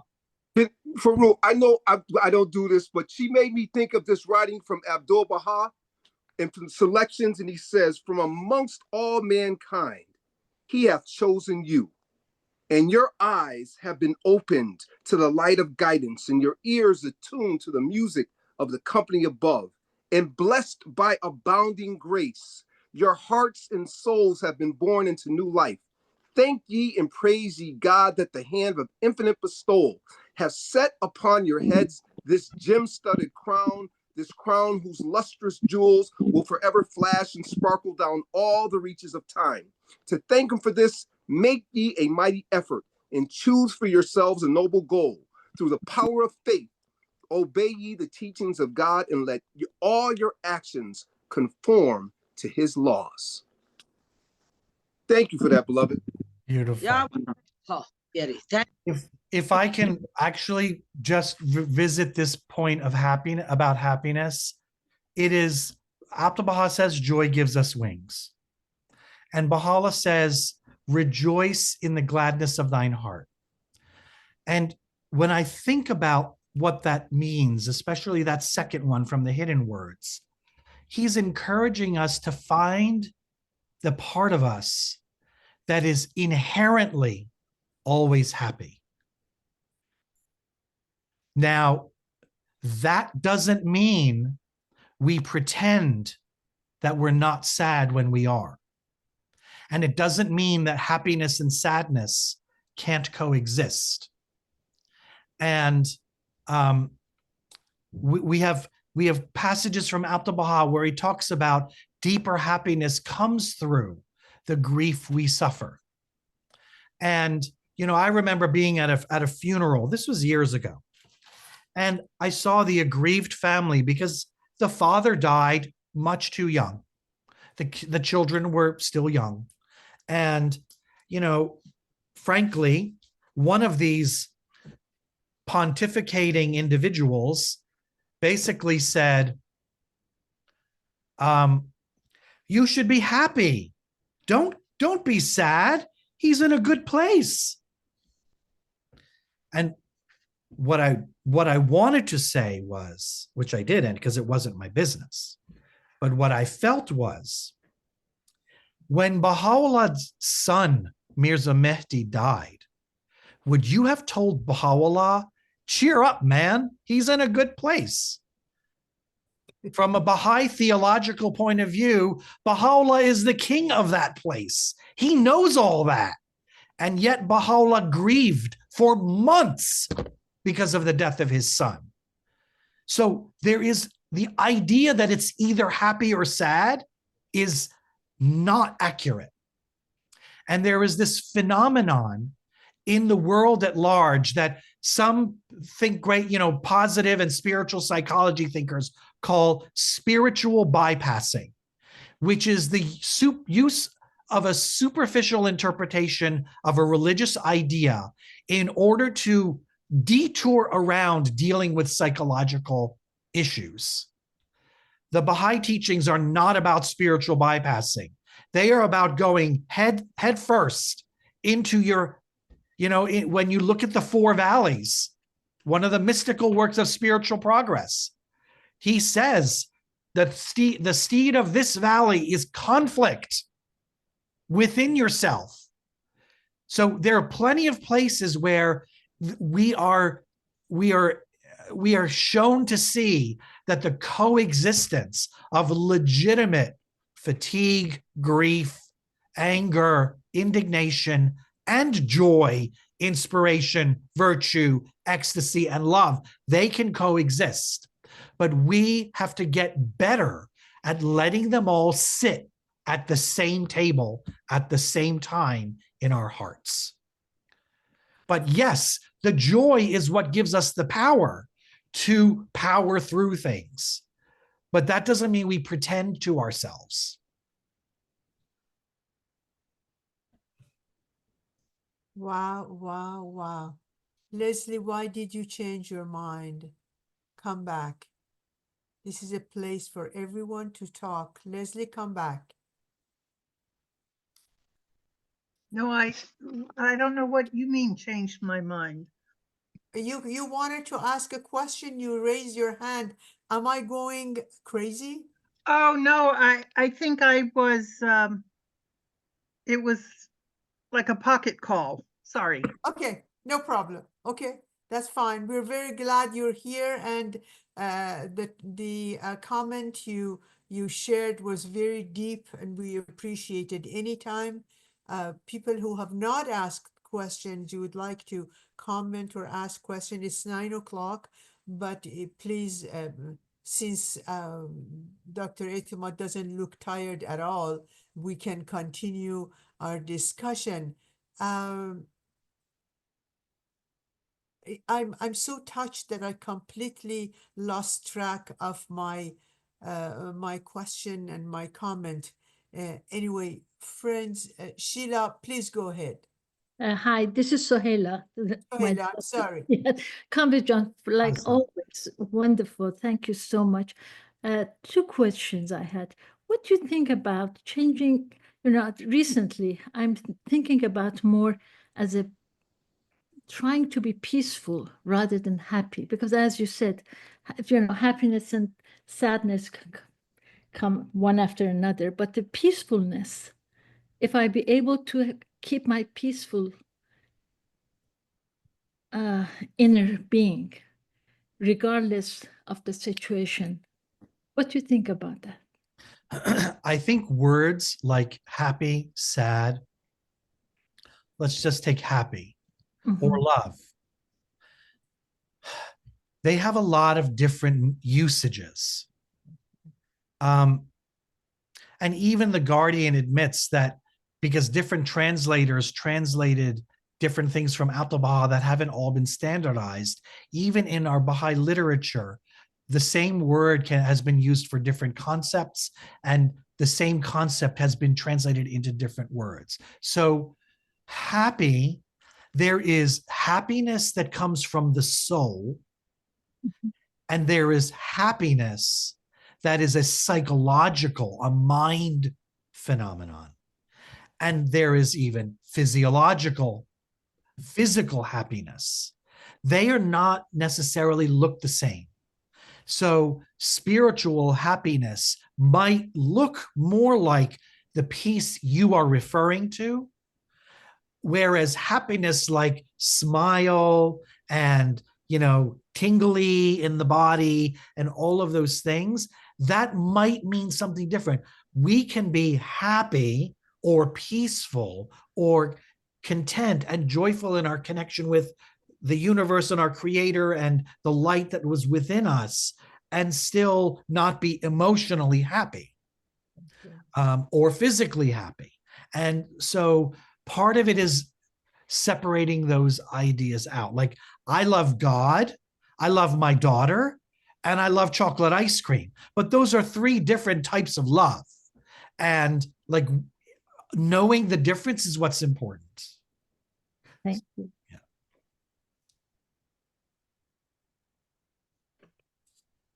Maybe if you have a question, you can go ahead. I'm not putting you on spot, just asking since you're smiling. Nahijun, thank you for being here.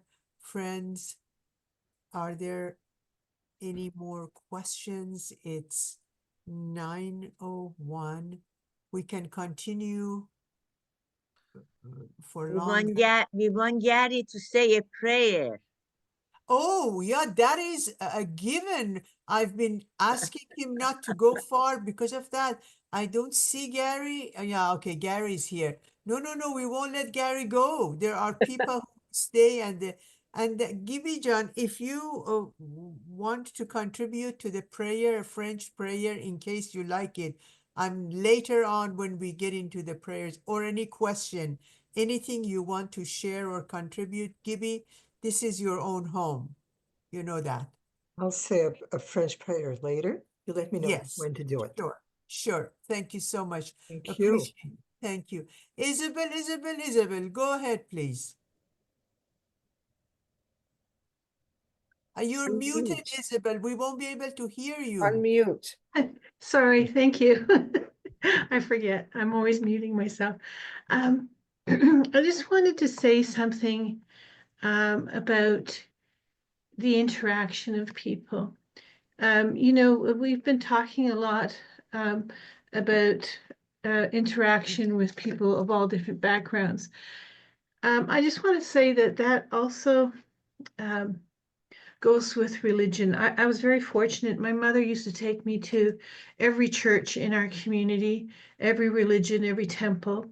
And because she grew up in a war zone, and she saw that prejudice always leads to death. The ultimate end of prejudice is death.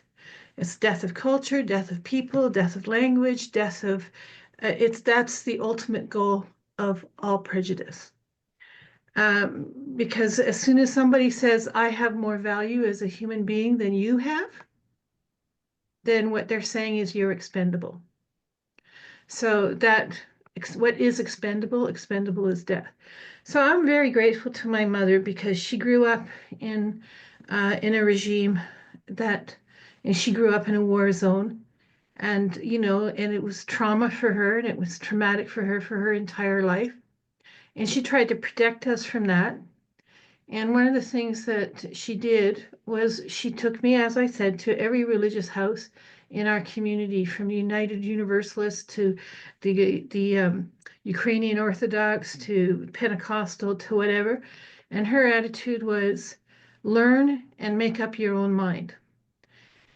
Now, it took me, I used to actually go to firesides when I was 13 years old as well. It took me a long time to come to the decision that I came to, which was to embrace the Baha'i faith. Actually, the decision was not intellectual at all. But it came from the heart at the end.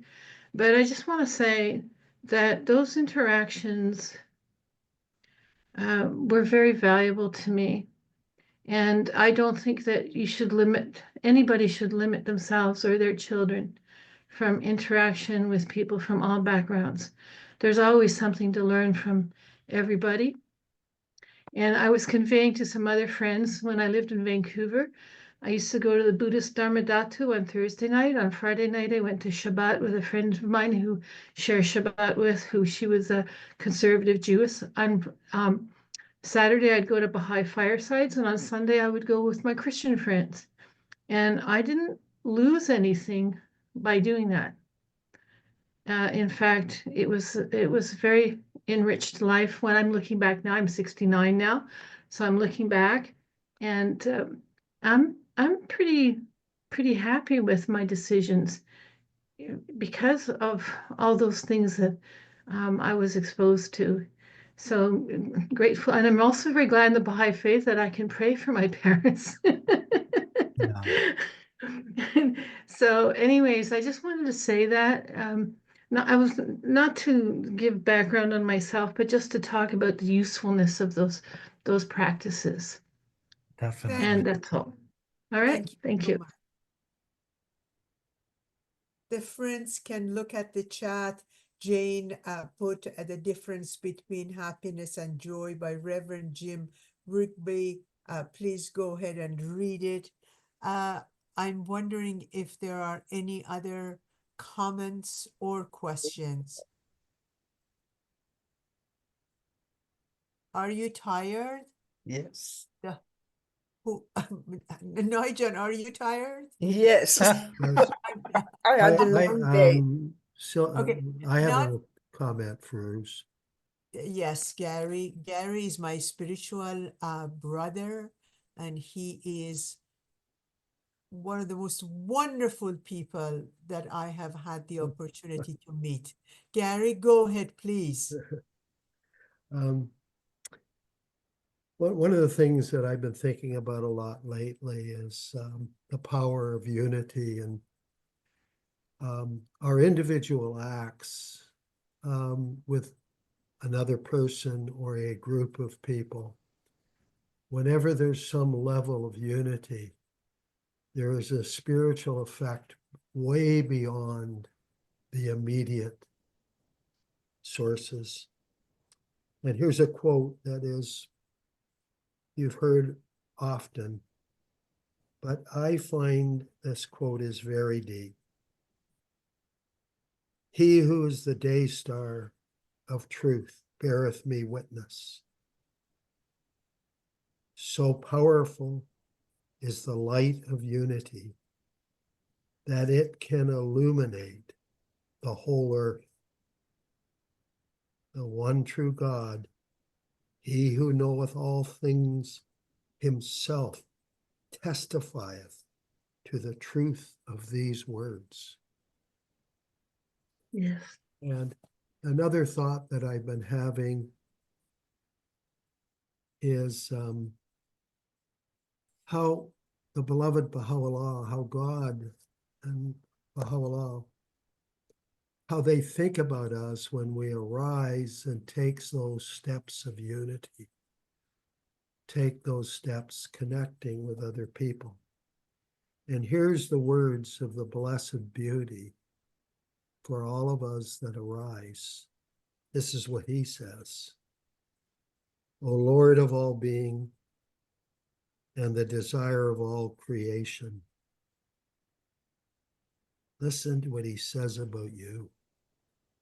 I would love to lay my face on every single spot of thine earth, that perchance it might be honored by touching a spot ennobled by the footstep of thy loved one.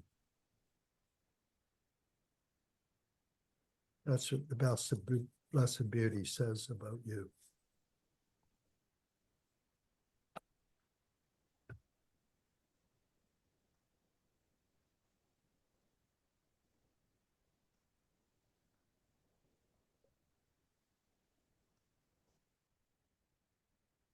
Thank you, Gary. Thank you, Gary. Wow. Thank you, Gary. Appreciate it. Very much. Appreciate it very much. Very, very much. We needed this. Thank you, thank you, thank you. With your permission, we might want to start our can Gary share the source of what he just read? Kathy, you always ask these kind of questions. We'll do our best. I don't know, for some reason I can't see Alice. Alice, are you here in the call? Alice, come back. Okay. Okay, maybe Alice just will come back soon. I'm wondering if we will have a few prayers before we leave. It has been a very profound, deep, and inspiring evening. Dr. John, Azizam. June. His mother is shaking her head. It's okay. Baha'is don't belong to their parents all their lives. They belong to other people as well. Dr. Etemad #1. Yeah. So thank you very much. I'm wondering, whoever would like to say a prayer, please raise your hands, but raise your electric hand so you will be at the first one, please. Perfect, perfect. Kambeze John, would it be, why are you shaking your head, Gary? We can see you, you know. Kambeze John, would it be I was possible? laughing. Would it be possible for you to say a prayer? Sure. Okay. And of course, whoever wants Gibby, Shu, Gary, Alice, or whoever wants to, please, if you raise your electronic hand, it will be one after the other, so I don't need to run after you. Is Alice here? Because Alice always start with Amazing Grace. Probably we are late and she left. Okay. Okay, friends, it was such a beautiful evening. Thank you very much for making this space possible for us all. You make it or break it. Thank you, thank you, thank you. Kambeze John, thank you. Thank you. What a treat for me. What a treat. What a wonderful discussion. I took so many notes. Thank you. Thank you for the first session and this session. Next Thursday will be the last session we will have, and we will start again in August. Friends, feel free to say prayers. Fejan, please raise your electronic hand so you will say a prayer as well. Shu, where are you? Shu?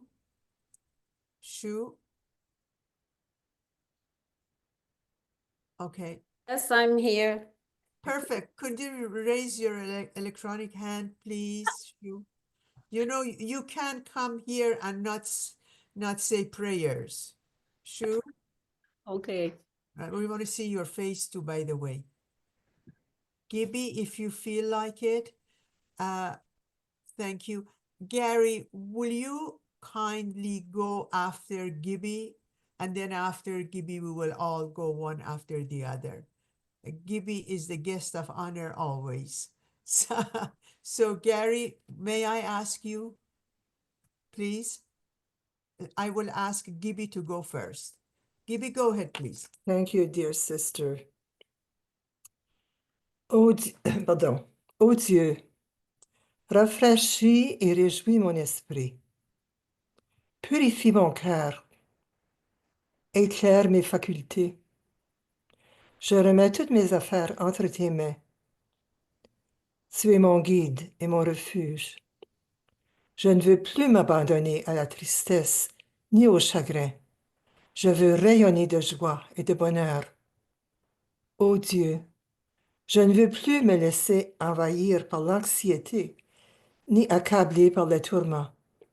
Je ne veux plus m'appesantir sur les ennuis de la vie. Ô Dieu, tu es plus proche de moi que je ne le suis de moi-même. Je me consacre à toi, ô Seigneur. Abdul Baha. Merci. Merci.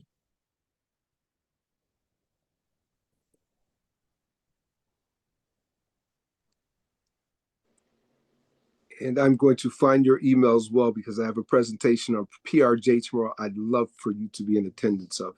So, and I will say this prayer.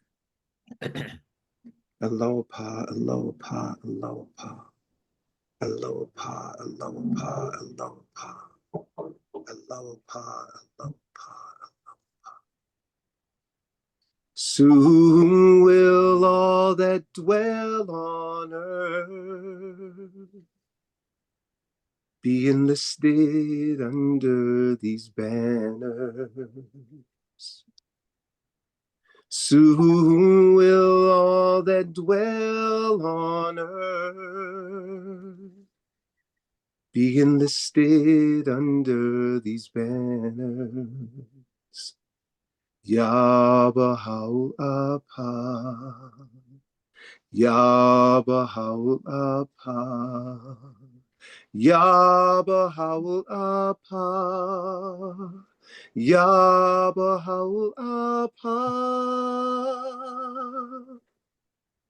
Soon will all that dwell on earth be enlisted under these banners. Soon will all that dwell on earth be enlisted under these banners. Ya Baha'u'llah, Ya Baha'u'llah, Ya Baha'u'llah, Ya Baha'u'llah.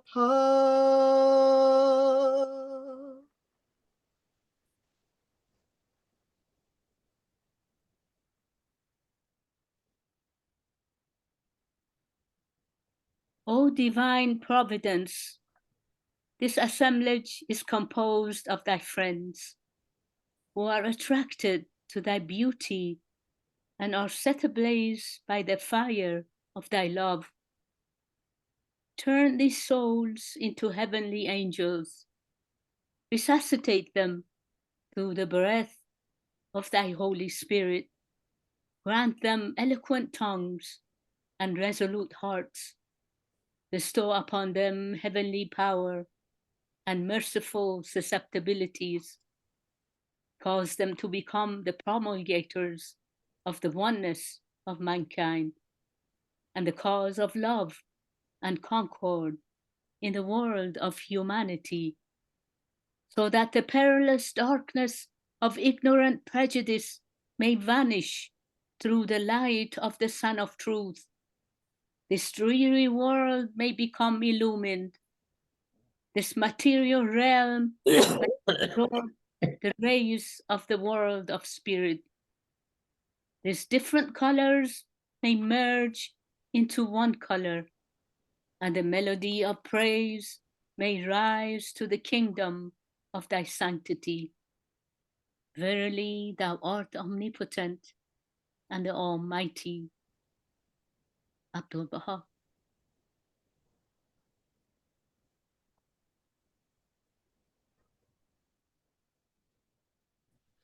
I bear witness, O my God, that thou hast created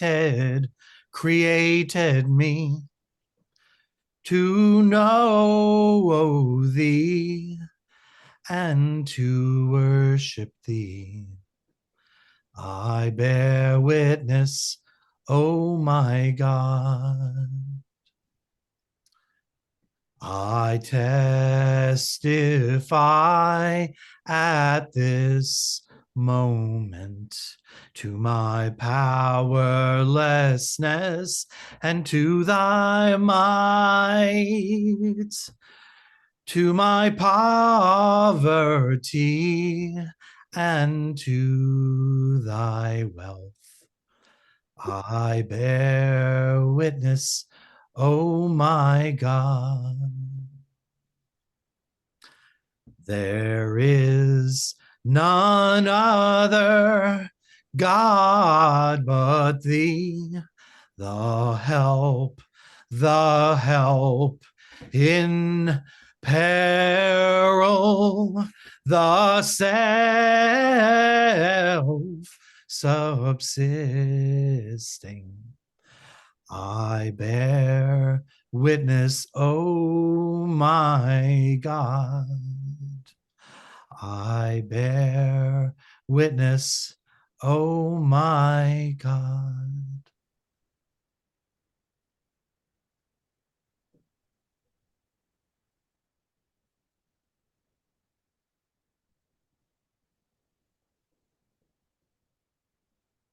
Sure, sure.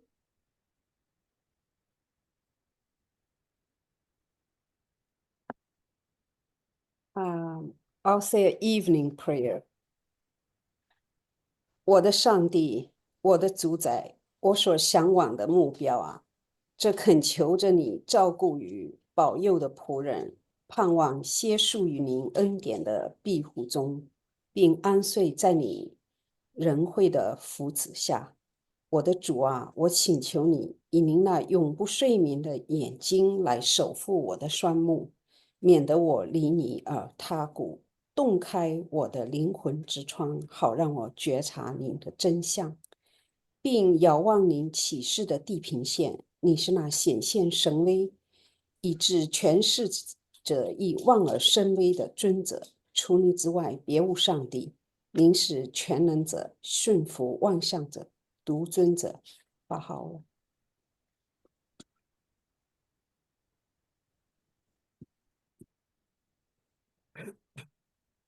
I wanted to thank you all.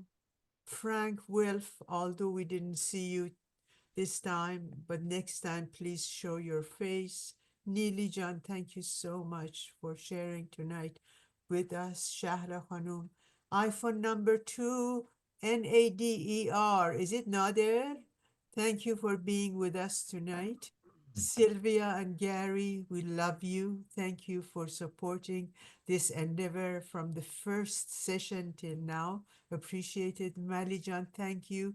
Sohela June, thank you. Elizabeth Asbury, merci bien. Giti Khanum, thank you, thank you, thank you. Kambiz John, Aziza. I hope Thank that you. some people won't understand Farsi. Azizam, thank you. Thank you. Darling. I think Now they understand that because there's a song. that's right. Song at Yes, the time, there's the song. Yes, correct. That's right. with Ed That's Sheeran true. and Gugush, yeah. That's right. That's right. Nahid June, Nahid Mutahar, and I, and Faye. I know the three of us.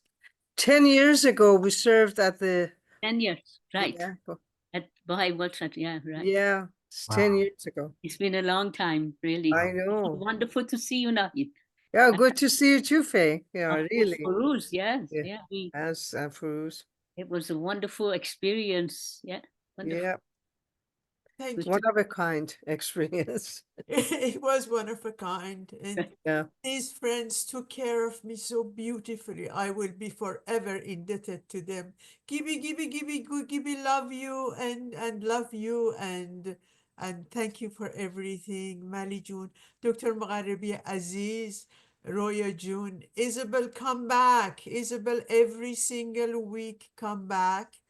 Thank you. Thank you, Furujan. Thank you. Yes, Shoo, thank you. Shoo, Merci. even if I see you in a shopping center or a grocery store, I will ask you to say a prayer in Chinese. Remember that and bear that in mind. Gary, love you. Please send me the Friday night devotional links. The link didn't work last night. Shall do. Last week. And I will send it. And I have a presentation on PRJ tomorrow. I'll send to you. If you could distribute it, I'd appreciate it tomorrow night at 7 o'clock. And Kathy, I apologize. I just saw your note. That's from selections from the writings of Abdul Baha, number 17, what I shared. I just saw her note in the chat. Perfect. Farid Jun, thank you for coming. Taran Jun, thank you. Nili.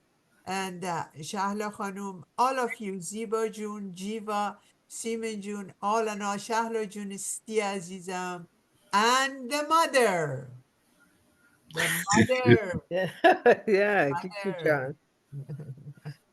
Frank, did you want to say something? Probably we can hear your voice if we can see you. Frank. Yes, I thank you so much for this wonderful presentation. And to show my face, I'm going to have to borrow Nahid Motohar's screen. Okay. He has to come upstairs. You want to come upstairs, Frank? Come on up before they say good. Hurry up, come up. Just show your face. Yeah, you Jashma. don't listen to her. Don't hurry up because you might fall down. So, Giti June, how wonderful that we can raise children who can be of some benefit to everyone. We're grateful to you. Thank you. Appreciate it, Giti June. Not me. Baha'u'llah. That's true. I agree. Sure. Okay. But Kamis Jan, we love you more than even your mother. Okay. Hi. Good to see you. Thank you. Thank you. Nahi didn't let me use her Zoom when she was in Haifa either. So, so thank you. Thank you for coming up. Appreciate it. No problem. Kheli mamnoon. Kheli mamnoon.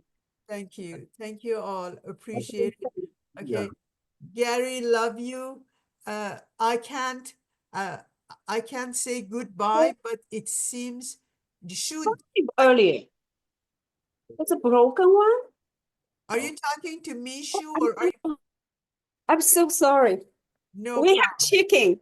We are getting the egg. Oh, that's nice. That's wonderful.